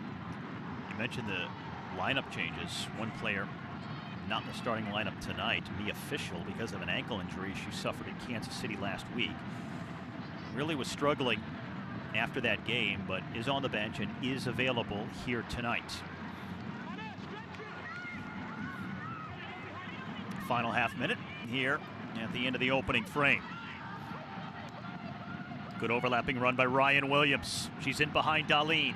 Ryan Williams looking for help, plays it across, no one there, and here's Mondesir. Up for Heidema. But Kaylee Kurt steps in to take that one. And once again, North Carolina back in control here in the final seconds of this first half. And we are to the midpoint at Lumen Field. North Carolina out shooting Seattle 5-2 overall in that first half, 1-0 in terms of shots on target. The two teams separated by just 2 points in the NWSL standings and no score here at the intermission. Claudia Dickey, a big reason why. Manaka almost opened the scoring on what would have been a terrific header. She came flying across at that back post. A line drive that was deflected by Dickey off the crossbar. Best save and the best scoring chance of the opening half, and so it is scoreless after 45 minutes. And let's go down to Keely Dunning, who's with head coach Laura Harvey. Hi, Coach. A big match, obviously, tonight. 3 points, super important. What are your overall thoughts on the first half so far? We've been second best all over the field. Okay, copy that. 17 goals they've scored in the second half of games this season, North Carolina. What is going to be the key to stopping some sort of offensive onslaught to start the second half? We've got to get on the front foot defensively, and when we win the ball back, we've got to keep it. Copy that. And Dickey, there's a knock on her in the 27th minute. Any insight into what happened there? She obviously played the rest of the half, but just what exactly happened? I don't know, to be honest. All right, copy that. Thank you, Coach. Appreciate it. Back to you guys. All right, Laura Harvey clearly a little frustrated with her squad here. Says they were second best all over the pitch in that first half, but still scoreless here. And 3 points still on the line in the second 45 minutes coming up from Lumen Field. Soccer presented by Alaska Airlines.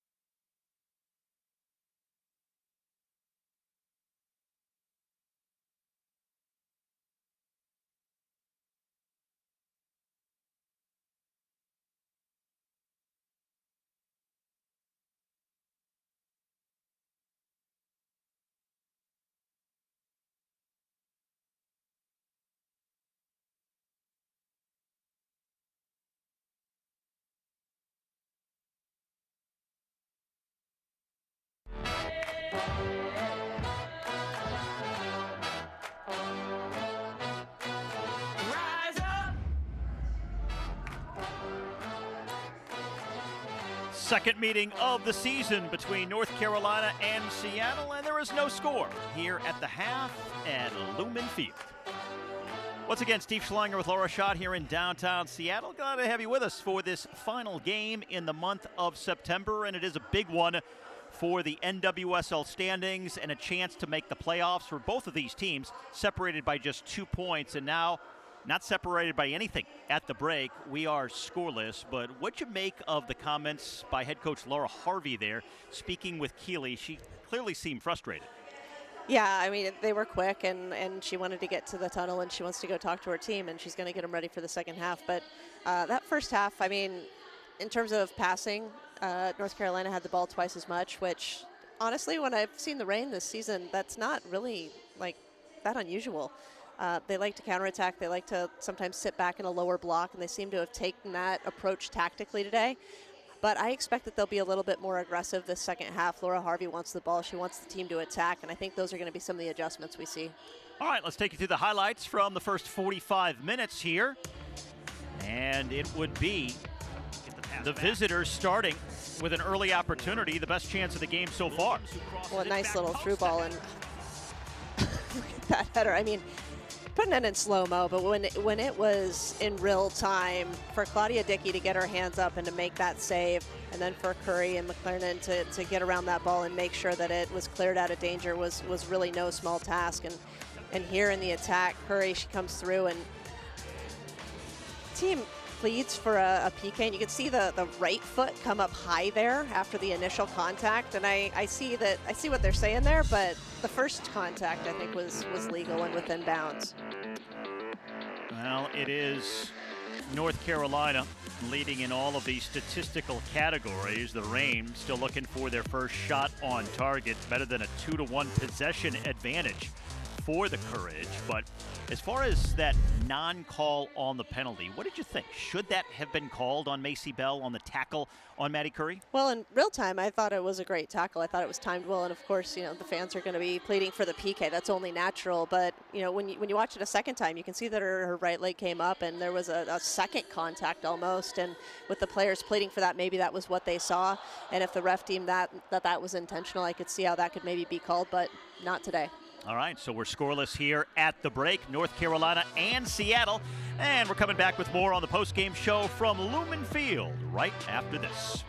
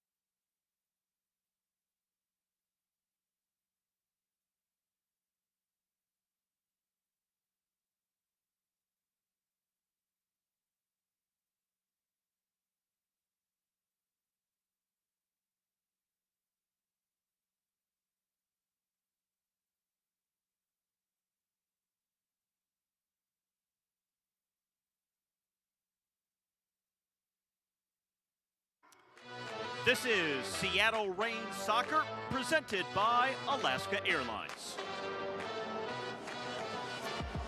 Well, the Reign are celebrating the fans on October the 17th here at Lumen Field. It's Fan Appreciation Match. Kickoff for that final home match of the regular season is at 7 p.m. against Utah. You can visit reignfc.com for more details. All right, so headed towards the second half now. If you had to pick one thing, just one that you could focus on that the Reign really have to dial in, what would it be? Got to get a hold of the ball. Need more of the ball. Need to be quick in transition. And then also another thing I'm curious about to see in the second half is when changes are made. You've got somebody like Adames who could come off the bench, who's the leading scorer for the team. So there are options to generate more attack, and I think that's what we're going to maybe see here coming up. And remember, this is a Reign team that has been shut out in 3 of their last 4 games, and so far through the first half of this game tonight, they don't have a single shot on goal. Yeah, they've had some good attacks. They've had some great chances. Obviously, Curry in the box there is debatable, but need to generate more attack. They've got to find a way to do it. Okay, the second half is on the way from here in downtown Seattle. The Reign and the Courage. No score through the first 45 minutes. Our second frame is coming up when we come back.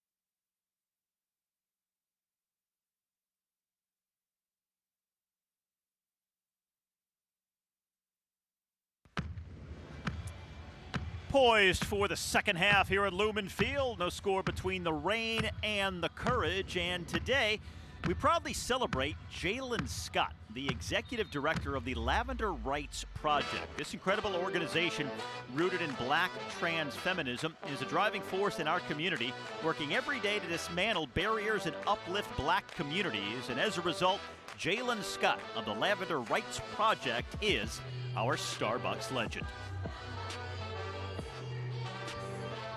Very pleasant Sunday evening here in the Pacific Northwest. Final Sunday in September. Temperature in the upper 60s. It's been a gorgeous weekend overall.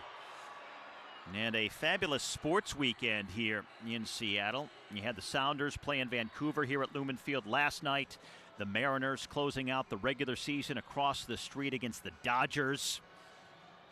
Ohio State the #1 college football team in the country, coming to Husky Stadium to play UW yesterday.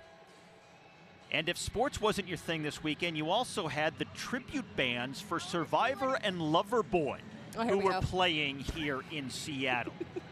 I mean, does Loverboy really need a tribute band?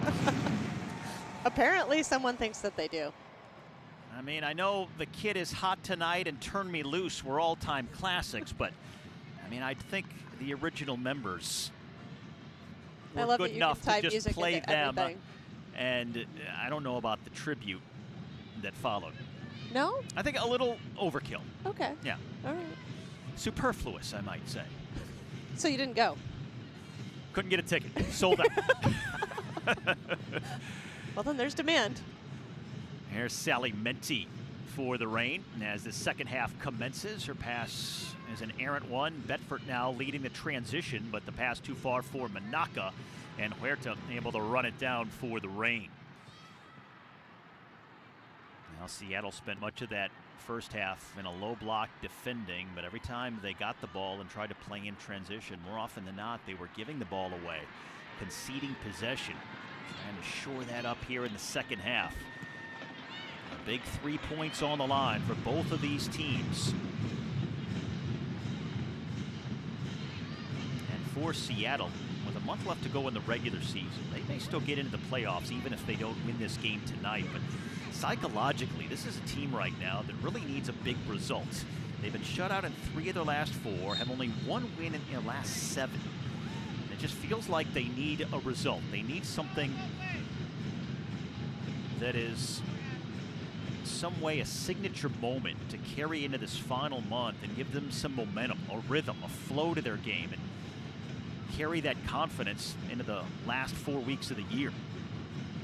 Well, this is one of those games, one of those moments that you can feel. Do they have to get 3 points out of this game? No, they can still make the playoffs without getting 3 points out of this game. However, this is a home game. This is a team that's just as important to make sure they don't get 3 points sitting at 9th as it is for the Reign to get 3 points as they want to push into the playoffs.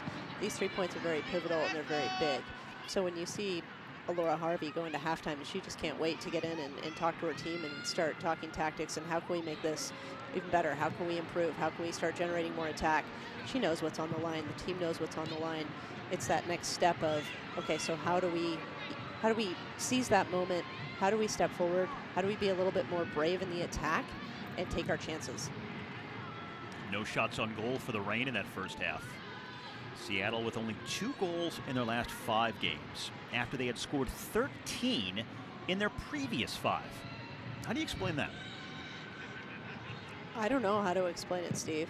I mean, one of the adjustments, though, I see right off the bat here in the second half is this block the Reign have been sitting in is a little bit higher. They're in the middle third sitting in that block, whereas I think we really saw them in the first half sitting more in a low block, often in the defensive third. Here's Bedford trying to slide it across, and Dickey scoops it up. Hannah Bedford has made some dangerous runs, the first-year player out of Wake Forest.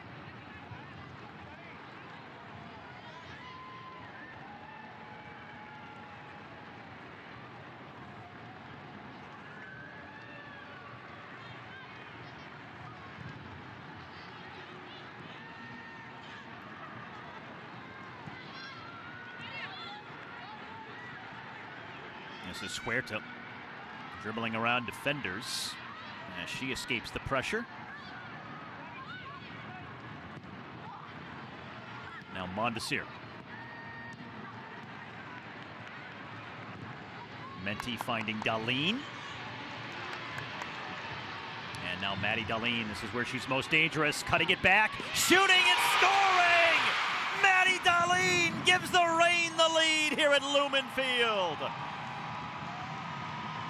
What a ball by Sally Menti. I mean, to turn and hit that ball, I don't know that we saw the Reign switch the point of attack like that in the first half, and to come out in the second half, you know that they went into halftime and they talked about that moment. I mean, look at that ball, just setting Darlene up to take that first touch, and here she is. She sets defenders up so well, puts it on that deadly right foot, places it right in the corner. You can see her here, the concentration. She knows when to cut and places it home.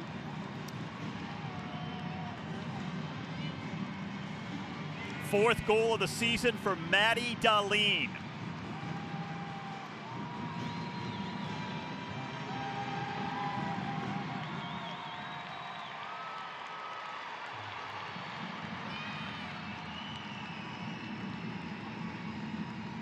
Now this is a team that really thrives as a front runner. And now Dahlin has given them the lead here early second half. And we're going to get a review, it looks like. Well, interesting. Before we resume play, we're going to get a review of something leading up to that goal. Perhaps an offsides. Yeah, was Dahlin offsides when she received this ball? Fishlock, who's in the middle in the blue here, is not the player in question. It's Dahlin at the top of the screen as Sally Menti played her the ball. Now, this angle can be kind of deceiving. You look at the way the lines are on the field and the different shades of the green. Judging by here, it would look like she might be offsides, but again, you don't have that straight on view, which is kind of what you need to determine for a true offsides.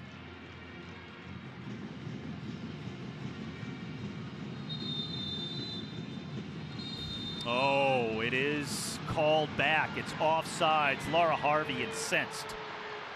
Absolutely incensed. And remember, Laura Harvey was extremely upset with a couple of officiating decisions last week in Kansas City that went against the Reign on both of the Kansas City goals, and now on the Seattle goal here tonight, it also goes against the Reign. That's just tough. So close there. I mean, even when they did the freeze frame with that angle, it's tough, but offside it is. Here's Manaka. Now Linehan. Koyama.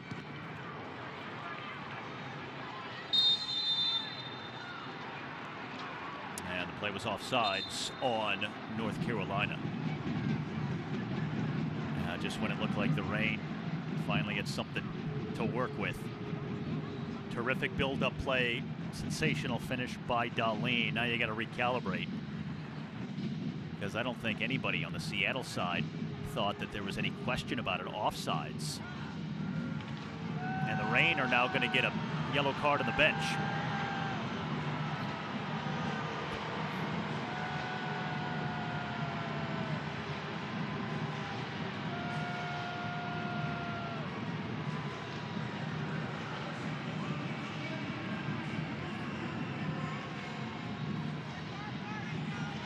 Some of this is probably residual, carrying over from the Kansas City game last week and the officiating decisions that didn't go Seattle's way, and now waiting so long to get that elusive goal, and it's called back here.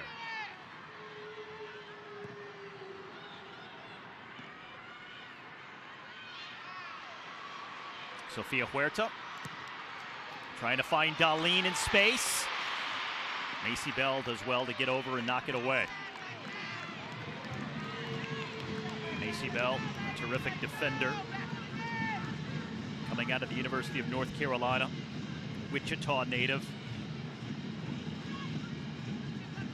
Her first ever start for the North Carolina Courage was in the loss to Seattle this past March at the beginning of the season. Now Lucy against two Reign defenders. She goes tumbling.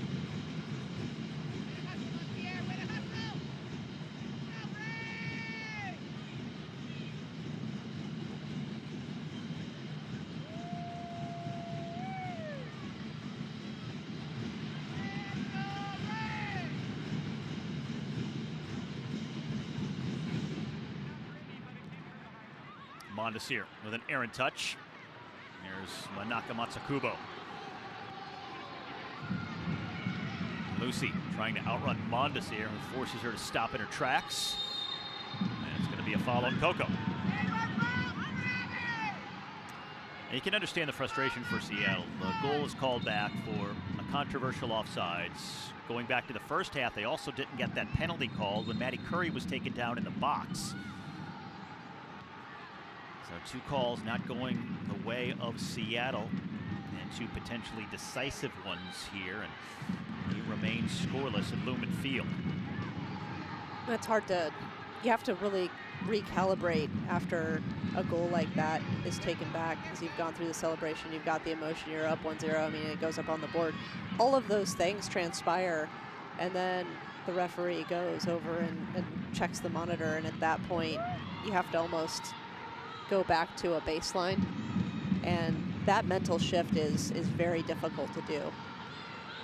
Yeah, that's something that we don't often highlight all that much, but in this era of VAR, it's such a critical part, being able to put it out of your mind quickly. Now a chance snuffed out by Meza here. This is Heidema trying to go long for Darlene. Fishlock making the run up the middle. Now here's Jess Fishlock. And her 200th career NWSL start. Darlene again. Now Mondesir. Now but a heavy touch. And it concedes possession to North Carolina, with Manaka leading the counterattack. I love that the Reign have made the tactical adjustment to look for Darlene down that line more. Let's go down to Keely Dunning. Hey, Keely. Hey guys, Laura, I actually have a question for you. I was down here when the bench received a yellow card. When you were coaching, did that ever happen to you? Have you ever been carded from the bench? I have absolutely been carded from the bench. Story time? Oh man, I don't know. You know, I will share this. I haven't gotten carded a lot. I will say earlier in my career, I got carded more than now. I've been carded for quite some time. However, I would really let officials have it when player well-being would come into question. And Dickey is beaten on the header by Bedford. Hannah Bedford, a terrific header on the cross in from the right, and it's North Carolina striking first and taking the 1-0 lead. Steve, we talked about that mental adjustment, right? You have that celebration. Tactics change when you're up 1-0. You make some changes, you have that, then you have that letdown, right? You have that little bit of letdown when a goal is taken back. And those next 5 minutes are so crucial.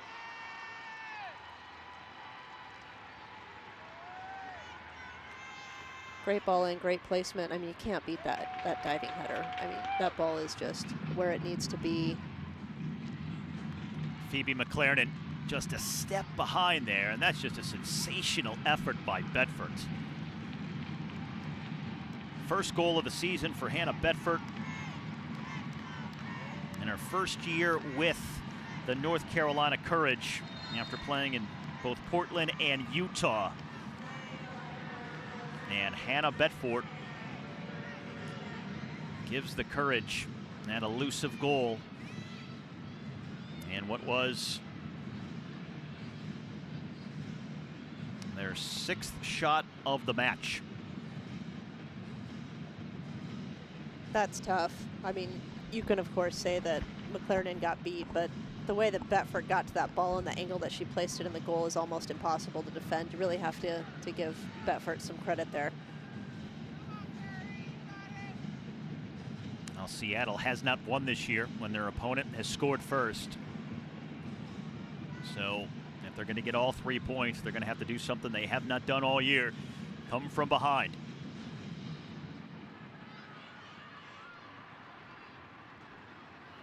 And this North Carolina team continues a trend of scoring second half goals. They've really developed a reputation for scoring late in games. They have 7 equalizers or go-ahead goals after the 80th minute this season. And that's the most by any team since 2017.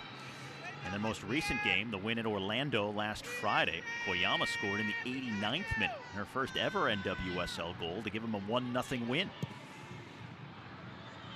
Not leaving it to the end here tonight, but still a second half goal. has the Courage ahead in Seattle. Now Manaka turning past Bug.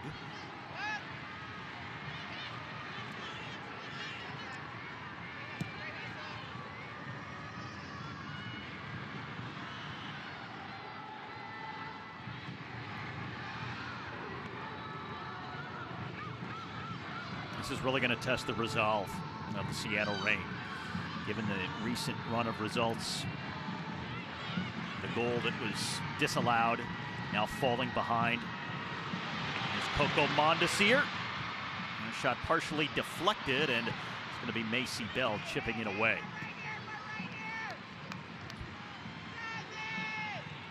Half an hour left to go at Lumen Field.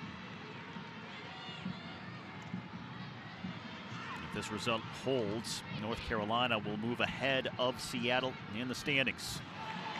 This is Meza. Low cross for Menti, never got there.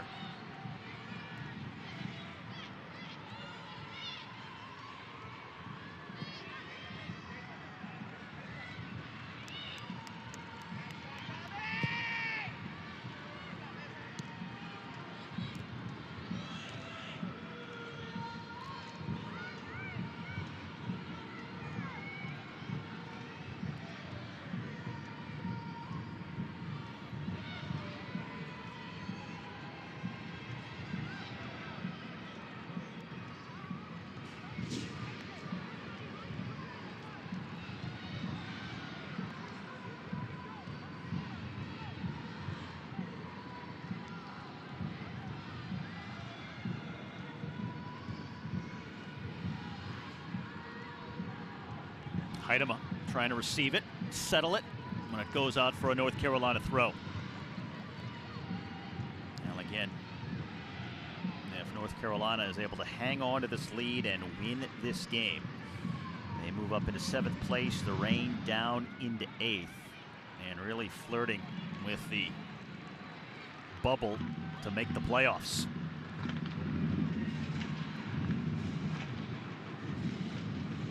And as we talked about somewhat in the first half, it's also so psychological. Can they finally put together some kind of positive momentum in their favor? Not here. Free kick for North Carolina. Foul called on Meza, who's still down. It's especially difficult when that momentum is brought back, from a VAR review. Then when you pass the 60th minute, often in these games is when you start to see those changes. Maybe an Adamas comes in, maybe official comes in, maybe both. Perhaps the Reign go into more of an even more attacking posture. Now the trainer will come out for Sam Meza. No team has made any changes so far, and typically we're at that time, just past the hour mark, where teams do start to think about changes. Who would you insert right now if you were Seattle, and how would you do it? I'd have to go with Adamas.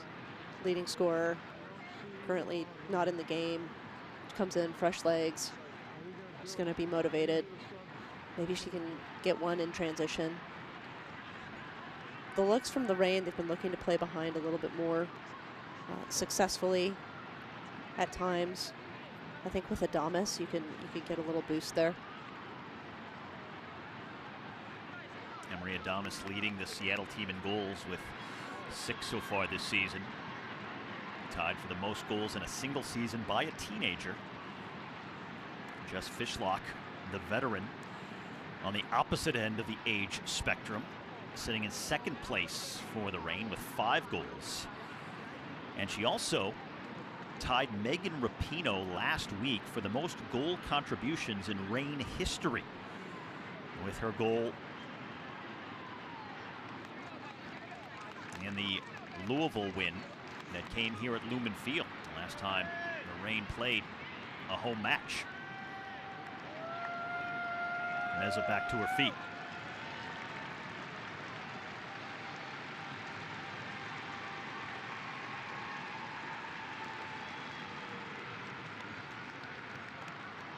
And it looks like Adamas is getting set to come in now. A good call there, Laura.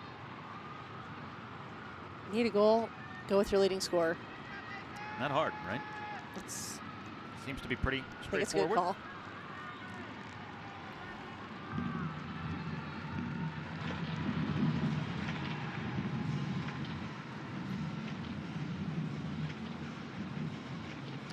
She's still getting ready. It looks like we might have more than one substitution. We'll see. Meantime, it's a free kick for North Carolina here.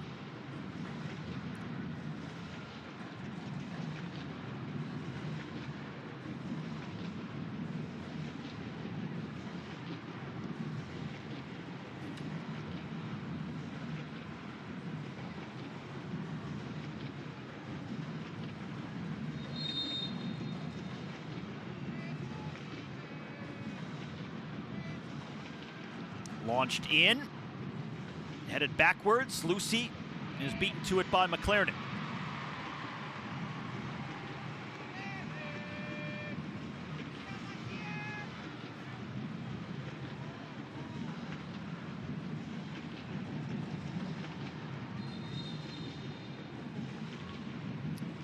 So it is going to be a pair of substitutions. Emery Adamas and Ainsley McCammon are both going to come in for Seattle. So Mondesir and Fishlock will exit for the Reign. So a pair of teenagers. Adamas, the 19-year-old from Dallas, and McCammon, the 18-year-old from Texas. Young, fresh legs as Seattle is going in search of the equalizer.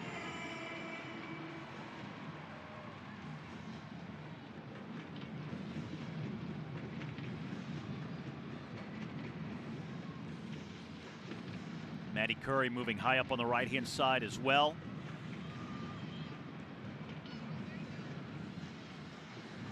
Now Huerta has it taken away, but she was fouled in the process.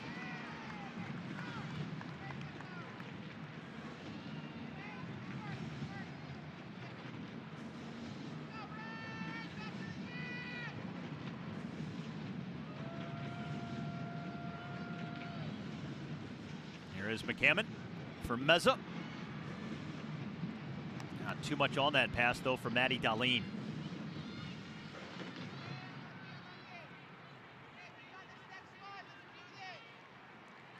When you consider the different lineup combinations that head coach Laura Harvey has used this season, it's been interesting because she has typically set up her team to counter what the opposition is expected to present.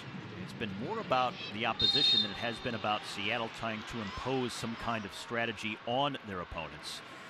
As a matter of fact, Seattle has only used the same starting 11 in consecutive games once this season. That was back in May. They've made a lot of changes over the course of the season. Do you like that strategy? Do you like that approach in terms of changing it up from game to game like that? I think you could find people that argue for it and argue against it. I know that Laura Harvey has always spoken to, starting lineup can change based on training and based on performance, and I think that she's true to her word on that. But there is an argument for if players play together longer, there's a consistent starting lineup. Do they start to read each other's runs a little bit more often? Does the timing develop a little bit faster? So I think that you can go either way. It's really what works for your team, but yeah, I think there's arguments for both.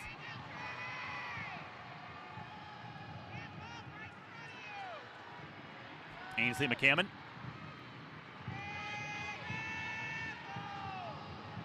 Now Adamas, one sub to another.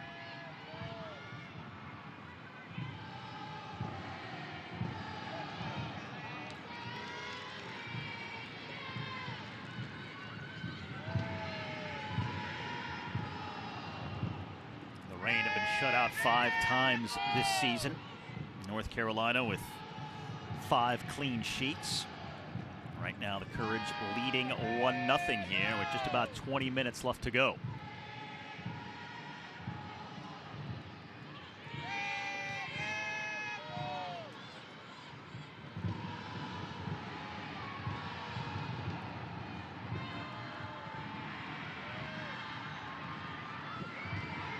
Now Now Manaka gives it right back after the rain had turned it over.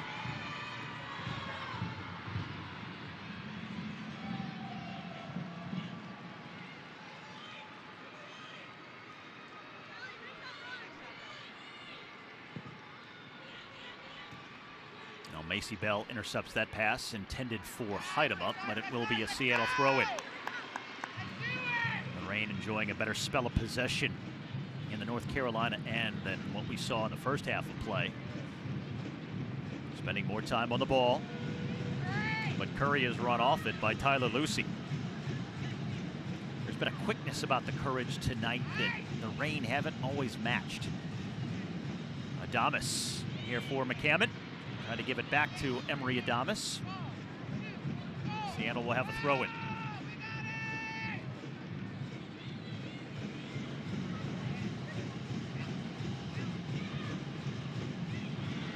Now Adamas on the cross, back post, and they score with Jordan Heidema.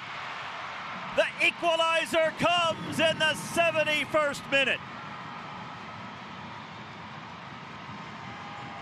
There you go with those super subs. Bring a little bit of energy. Get the attack going.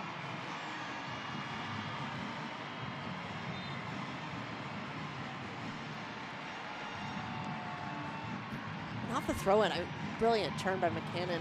Adamas there on the run. What a well-placed ball. Be interesting to see if this is given to Heidema or if it goes down as an own goal. But Heidema definitely created that opportunity with her run. Yeah, it does go off Ryan Williams there last. We'll see how this is judged here.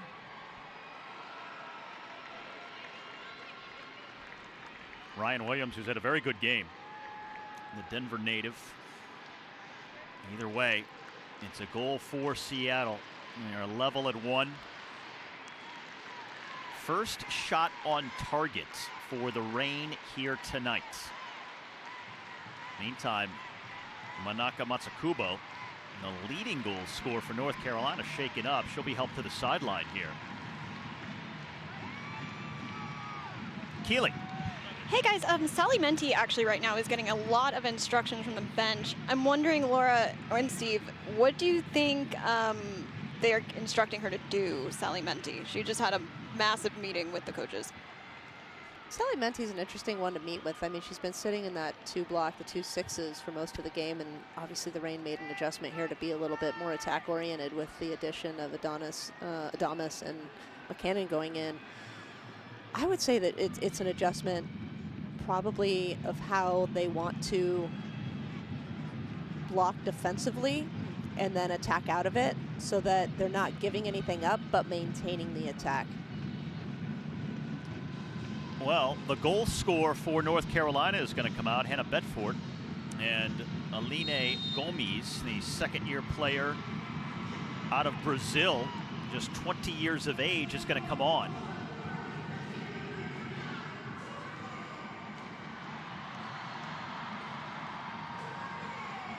First substitution made for North Carolina on the night.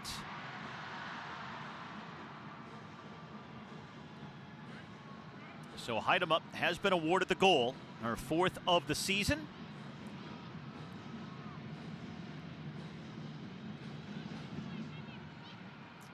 And that cross right to Claudia Dickey. Now in the first meeting of the year between these teams, Seattle scored the first 2 goals. Here tonight in the reverse fixture, it's North Carolina getting the first goal early second half, but now the Rain equalizing. Tied at 1 with just over a quarter of an hour left.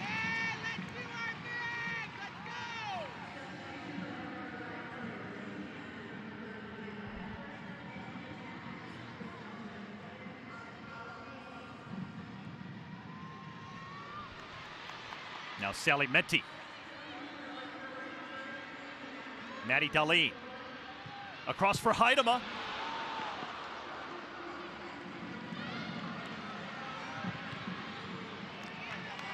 Natalia Stouty also coming into the game at that last break. So 2 substitutions for North Carolina here. Stouty and Gomes.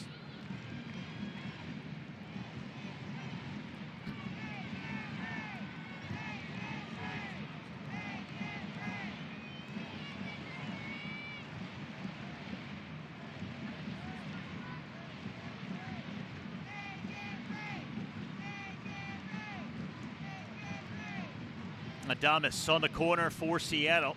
Haven't had many corner kicks in this game. Outswinger, headed away, punch back in.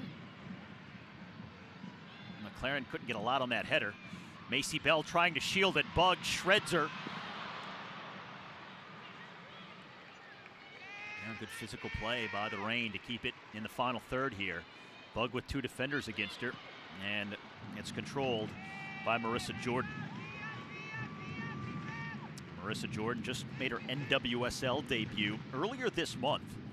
4th round draft choice way back in 2022. A Wisconsin native who played college soccer at Purdue. Been a long time as she has waited to get an opportunity to be a keeper, and this is a team that has used a couple of different keepers this season. As Adames drops it off for Menti here, tried to play it back to Emery. Seattle looking more dangerous as the minutes go by here in the second half. Good give and go for North Carolina. Trying to hit on the counter.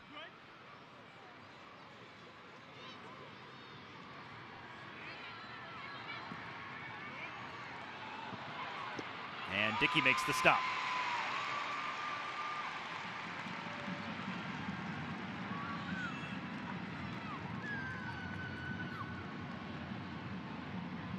Claudia Dickey, a big reason why it's not 2-1 right now after that terrific save early in this game off the header from Manaka.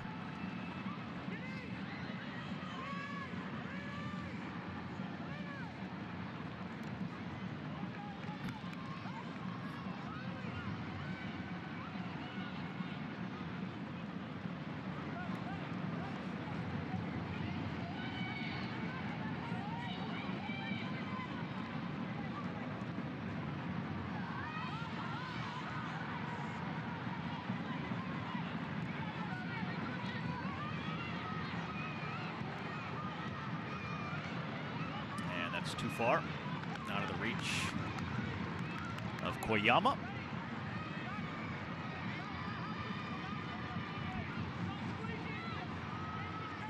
Now next week the Reign go back on the road. They'll be in New York to play at Gotham. Now for North Carolina, they return home for another huge game in the standings against Racing Louisville.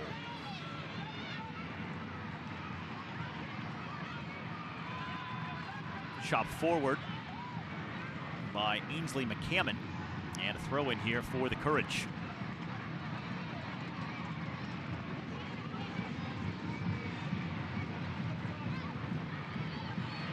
Now McLaren bumped off the ball.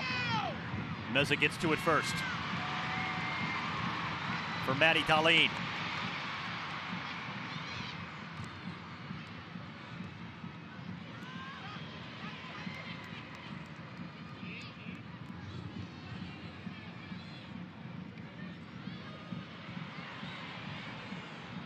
Reign pressing high up the pitch here.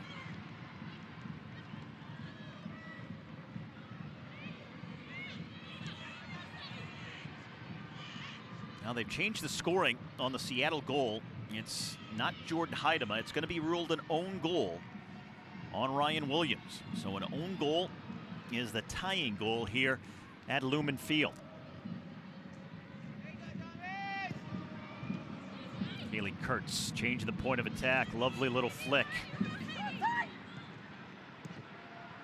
Played into space, but too heavy. Just over 10 minutes plus stoppage time now left to go. If it ends in a draw, Seattle stays in 7th place. 2 points ahead of North Carolina. The Courage occupying that final playoff position in 8th. Sally Menti for McLaren.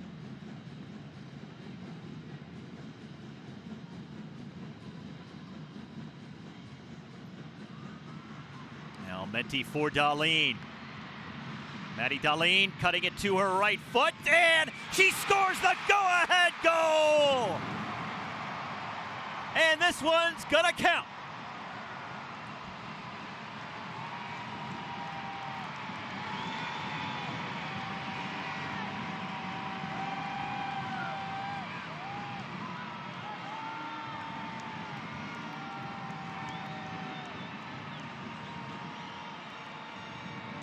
See Darlene, love this run. She pulls wide like she does so well, and she lines people up, drives at their near foot, and plays so well again. It's similar to that first goal that was called back.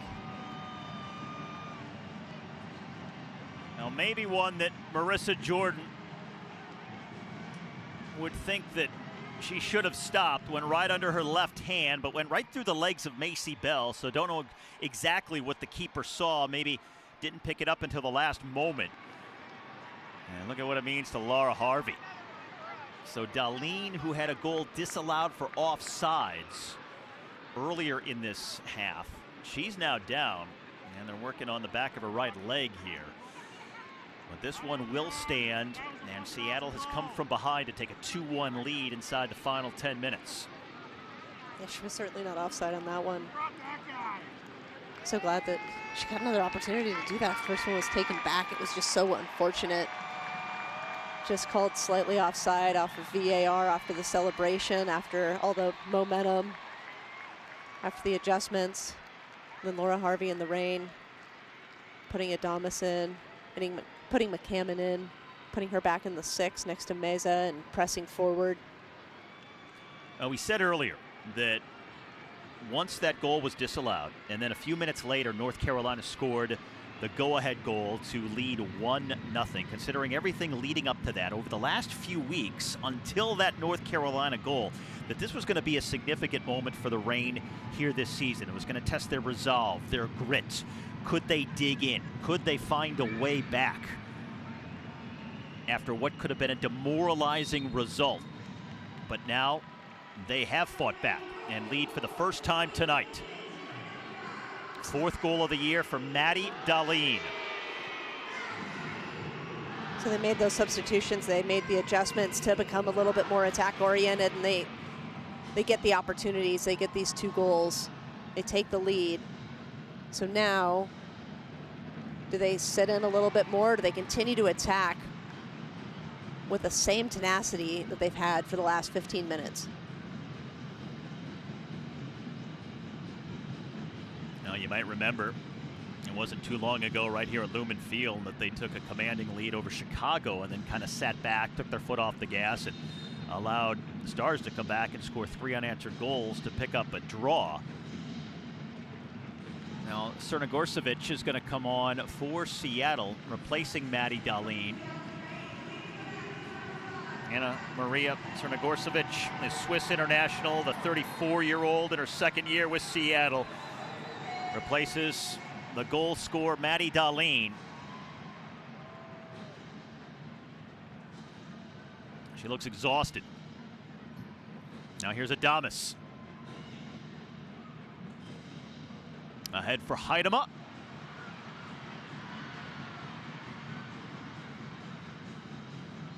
And the flag is up for offsides. Thought she might have been offsides when she received it, but they let it play out, as they typically do.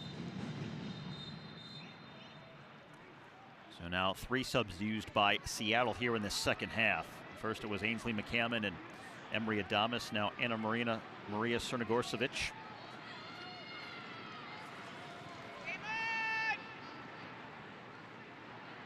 Crnogorcevic, very international player. She's spent time playing in Germany, Barcelona, also in Madrid with Atletico. Also a short stint in Portland, down I-5 with the Thorns. And had a big summer, of course, with her Switzerland squad hosting the Euros. She was playing over in Europe for that. And a free kick coming up here for Seattle.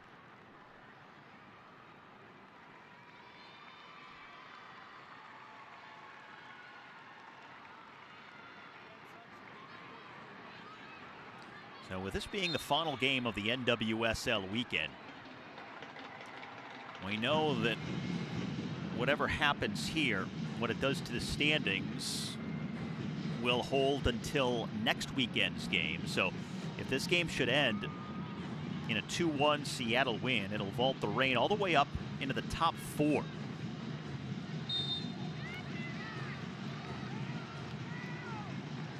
So much more breathing room, a much more comfortable spot if they take all 3 points when it comes to the playoff picture. And just a handful of games remaining in the final month. If the Reign are able to hold on and get the 3 points in this match, it makes the upcoming 4 games a little bit, comfortable is the wrong word, but having those 3 points, not having to get another 3 points to be in the same place in the table gives you a little bit more ease of mind. Well, the difference between a win and a loss is significant considering just how tight the table is from 3rd to 9th right now. I mean, when North Carolina scored the first goal and went up 1-0, when you look at the live standings at that point, if the game were to have ended with North Carolina winning, Seattle would have dropped into 8th place and the final playoff position, and just 1 point within that playoff field. However, going the other direction and getting the win here tonight vaults them all the way up into 4th, and a much more livable scenario. But for North Carolina, they go with a loss all the way down into 9th and outside the playoff picture. A pair of substitutions now coming up for the Courage, as Natalie Jacobs will come on, who was just traded here to North Carolina 2 weeks ago. Made her debut for the Courage at Orlando in stoppage time last Friday. And she'll also be joined by Meredith Speck, the New York native. So the 3rd and 4th substitutions of the game for the Courage, trying to get some more offensive-minded players on the pitch here, and just 3 minutes plus stoppage time left to make an impact. It seemed an oddly long substitution for a team that's down. That substitution took near a minute. One player came off, they waited, another. Yeah, typically you get those done very quickly.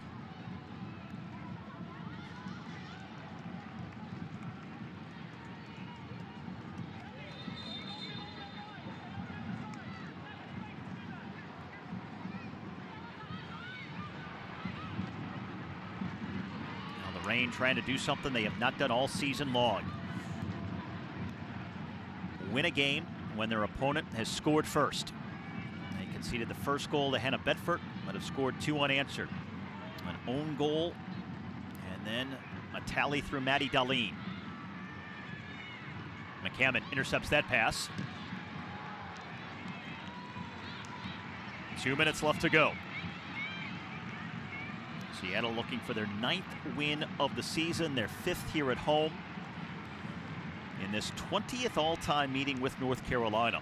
They have not fared well against the Courage over the years. Just 5 wins, 11 losses, and 3 draws.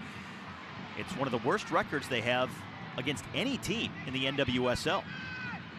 If you go back, and I'd have to look at exactly when, but the Courage have gone through periods of time where they were not necessarily as dominant as Kansas City is this year, but had very dominant regular season runs. Well, they won 3 Shields and also back-to-back NWSL titles going back to 2018 and 19. So they have a lot of decorated history, even though there's not much history in terms of overall years. It's only been a franchise since 2017. Corner kick here, though.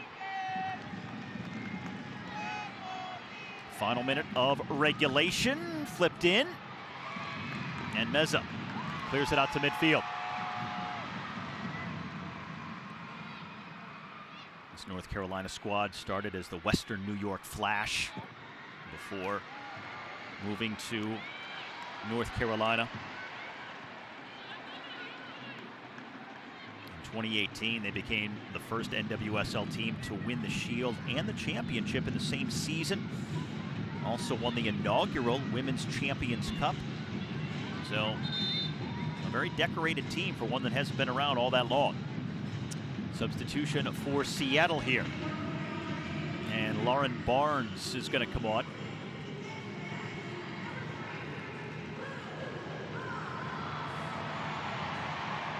So Lou Barnes is on to help close this one out. Get a defensive-minded player in. Long throw-in coming up for North Carolina. And we're going to get 9 minutes of stoppage time. So, boy, a lot of time left to go here. This is about as much stoppage time as the Reign have seen all season.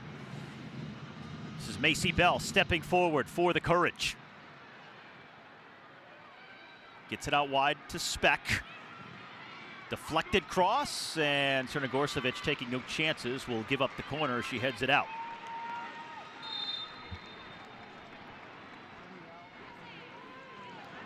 Well, this is an interesting dynamic. I believe the last time the Reign would have seen this here was the Chicago game, where the stoppage time was set, I want to say at 7 or 9 minutes. Do you remember, Steve? It was 7. And it ended up going to 10? Yep. That was somewhat controversial, and it allowed the tying goal to be scored right at the end. Meantime, Heather McNabb checking in for Koyama here for North Carolina. So they've used all their subs, trying to throw everything at the Reign here to get the tying goal. Volley back in, and Dickey comes out. So I don't say that to bring up a memory that we all wish we didn't have. Oh, sure you do. Come on. But I do. I do mention it because from that game, I remember there was dialogue with Coach Harvey about that learning experience and feeling what that is for such a young roster, of having that lead and then having a team come back, because in this league, as we know, it's very competitive. Every team can come back. There's been a ton of ties in the second half of the season. Trying to go vertical here. And Dickey is going to scoop it up. So from Chicago to now, and now in this scenario of coming back and taking the 2-1 lead and having this much stoppage time, they have the opportunity to seize the moment in a like moment where the stoppage time is so long and there's so much on the line.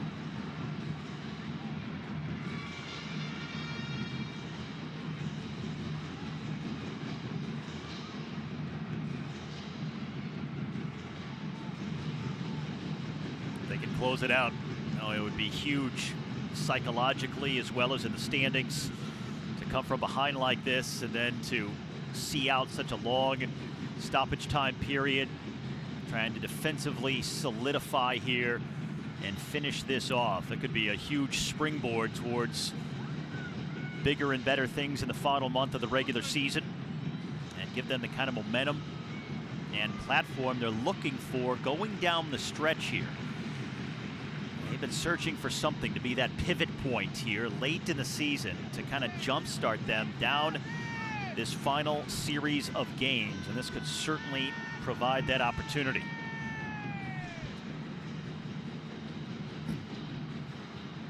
Thought they had the go-ahead goal through Maddie Darlene. It was called back for offsides. Thought they could have had a penalty in the first half. None was called.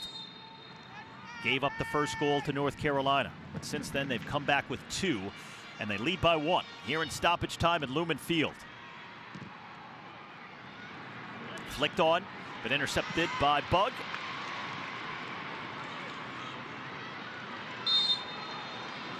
One thing that you notice here as the Reign try to kill the game is they're being much more tenacious, much more aggressive than they have been in other games where they've tried to finish it off. They're not sitting back passively. They're pressing when the opportunity presents itself, but they're definitely going after it.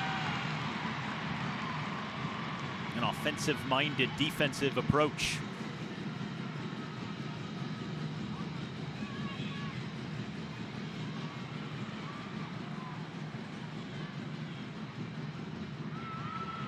This is Adamas. That's a good turn and a terrific ball down the flank. Crnogorcevic. Just work on the clock. Gets to the flag. Macy Bell trying to shove her out. And the back heel out for a goal kick, but job done. 34-year-old veteran knows exactly how to play that situation. 4 minutes of stoppage time still left to go. Kaylee Kurtz with daylight here. Kurtz lobs it all the way in to Claudia Dickey. Kaylee Kurtz, the 31-year-old, owns the NWSL record for consecutive minutes played, and that's an ongoing streak. Kurtz has played every minute of this season. She'll play every minute of this game. And Claudia Dickey using every possible second here before she blasts it down the field.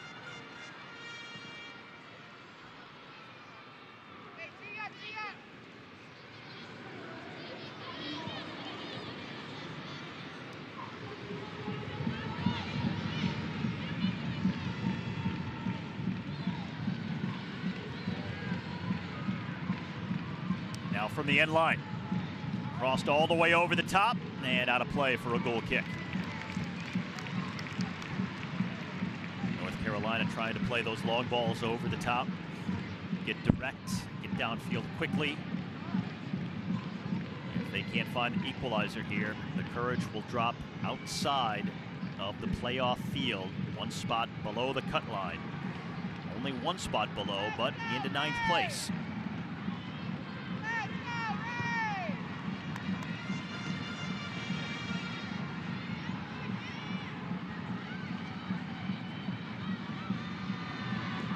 Huerta.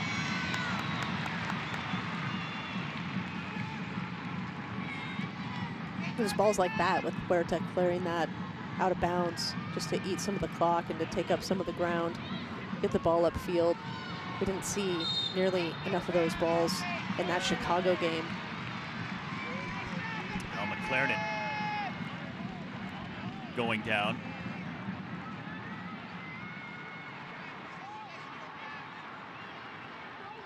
Maybe a cramping issue.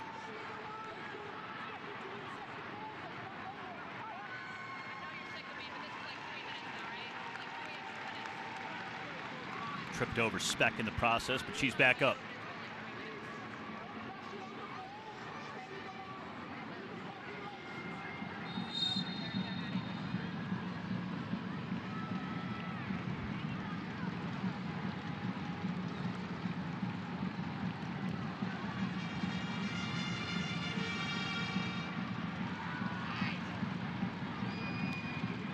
Reign are dialed in here.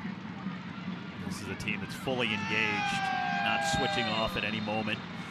You can tell that they've learned their lesson.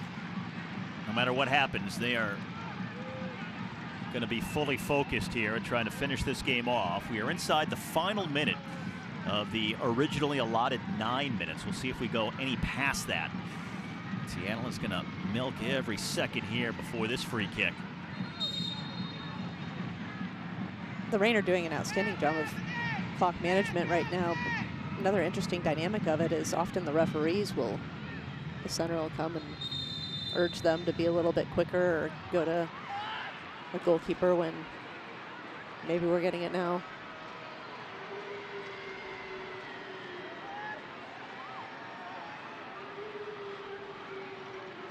Was that a sign? Well, the referee took his Lou Barnes yellow out, and then we'll have to do this again.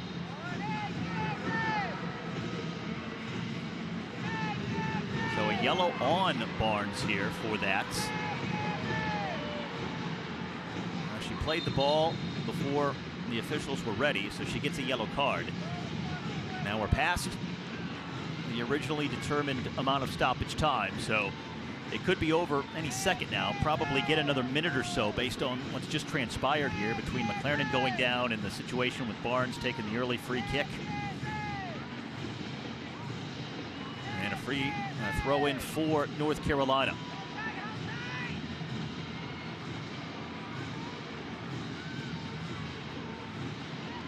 Clarendon ahead to Adamas. That could be any second. Courage looking for one more good opportunity. This is Riley Jackson into space. North Carolina pushing numbers forward here, looking for the equalizer at the end of stoppage time. Huge moment in the standings here late in the season. Top of the box, Heidema with a collision. Played backwards, long range shot, out for a goal kick, and it's over at Lumen Field. And for the first time this season, the Seattle Reign have the opponent score first. They come back and get a win. Could be a decisive swing moment, a pivot point for a very fiery Laura Harvey, the head coach. As Seattle comes from a goal down, and they beat the Courage 2-1 tonight in Seattle. A lot of fire, a lot of teamwork, a lot of resilience. So many good signs from this game tonight against the Courage. And the play of the match belonging to Maddie Darlene, who got the game winner. Well, I'm so happy for her after that first opportunity she had. She scored, it was taken back, and the Reign do such a good job of switching the point of attack there. And so Maddie Darlene with the play of the match, the game winner, and a huge 3 points for Seattle here at home tonight. Final score, the Reign 2 and the Courage 1. We'll be back with the post-game show from Lumen Field in just a moment. This is Seattle Reign Soccer, presented by Alaska Airlines.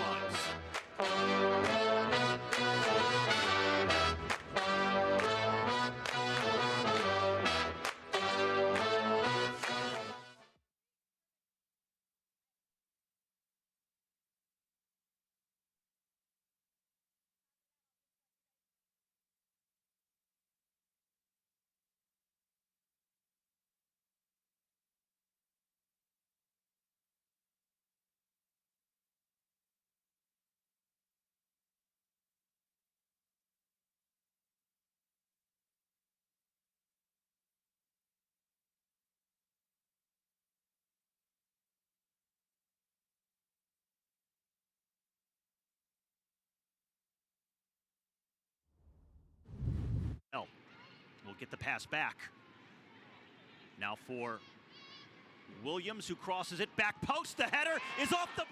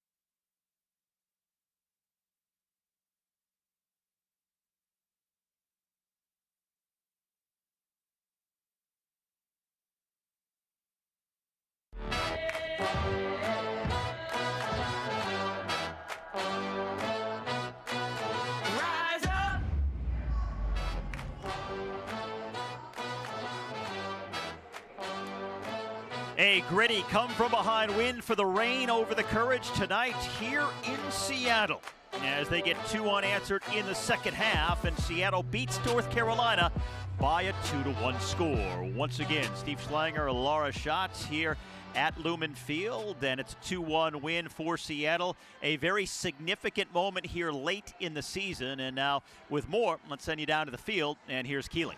Hi guys, I'm here with Emery Adamas. What a game. 9 minutes of stoppage time, which I'm looking at the clock, closer to 10 minutes, over 10 minutes. How did you guys gut out that final stretch of time during stoppage time? Yeah, I mean, I think I was surprised about the 9 minutes. I even looked over my friend of the other team. I go, did they just say 9 minutes? Because I was a little surprised. But I think we felt that we were going to win this game, and we worked so hard to get it back. So we're going to work even harder to keep it. So the attack really took form and took shape when you were subbed in. What instructions did Coach Harvey give you as you were coming into this game? I mean, always they tell me when I'm coming in, go make a difference, go bring energy. So that's just what I tried to do.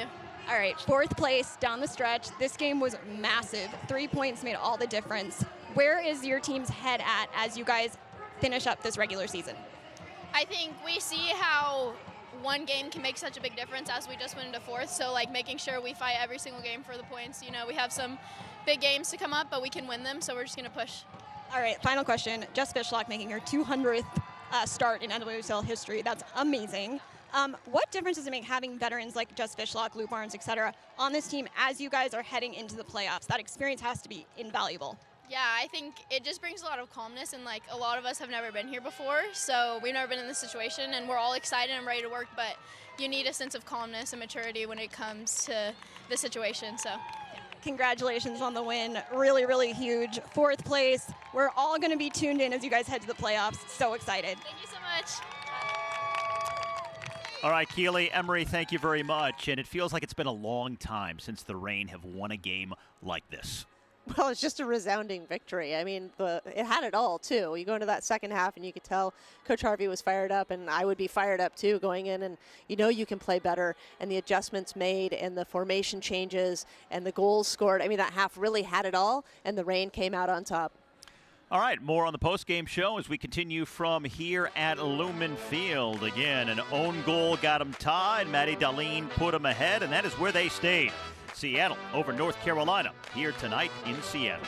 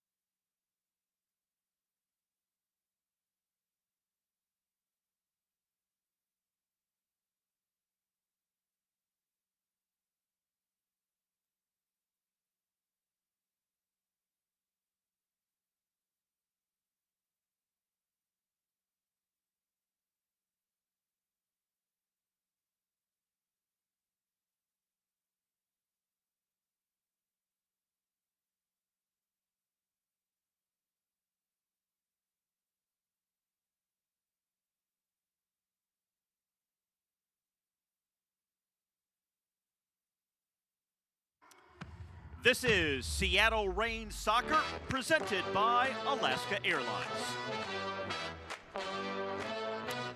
2-1, the final, as the Reign beat the Courage.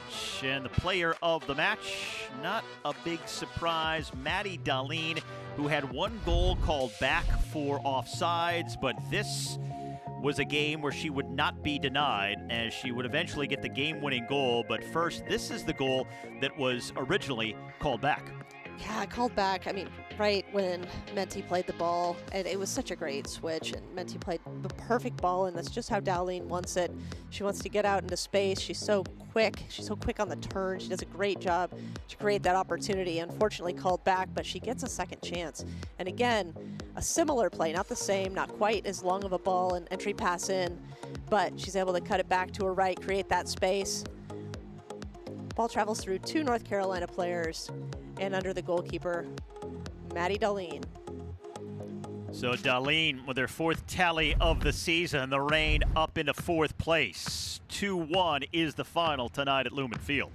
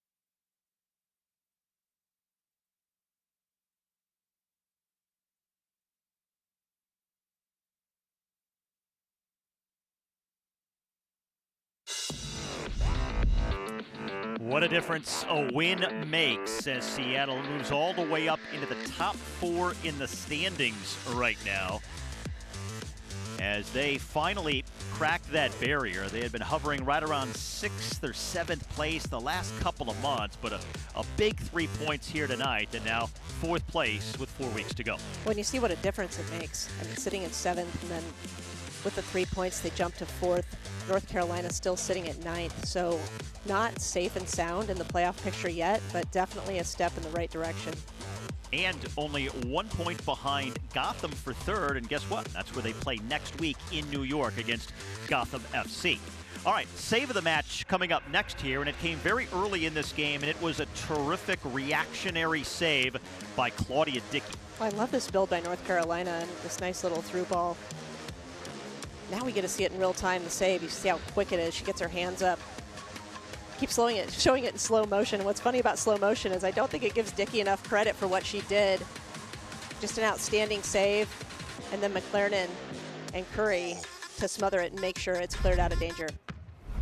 She has faced the most shots of any keeper in the NWSL this season. She has the second most saves, and that was a big one early in this game, which the Reign wind up winning in the end. 2-1 the final from here at Lumen Field. And we're back with more on the post-game show right after this.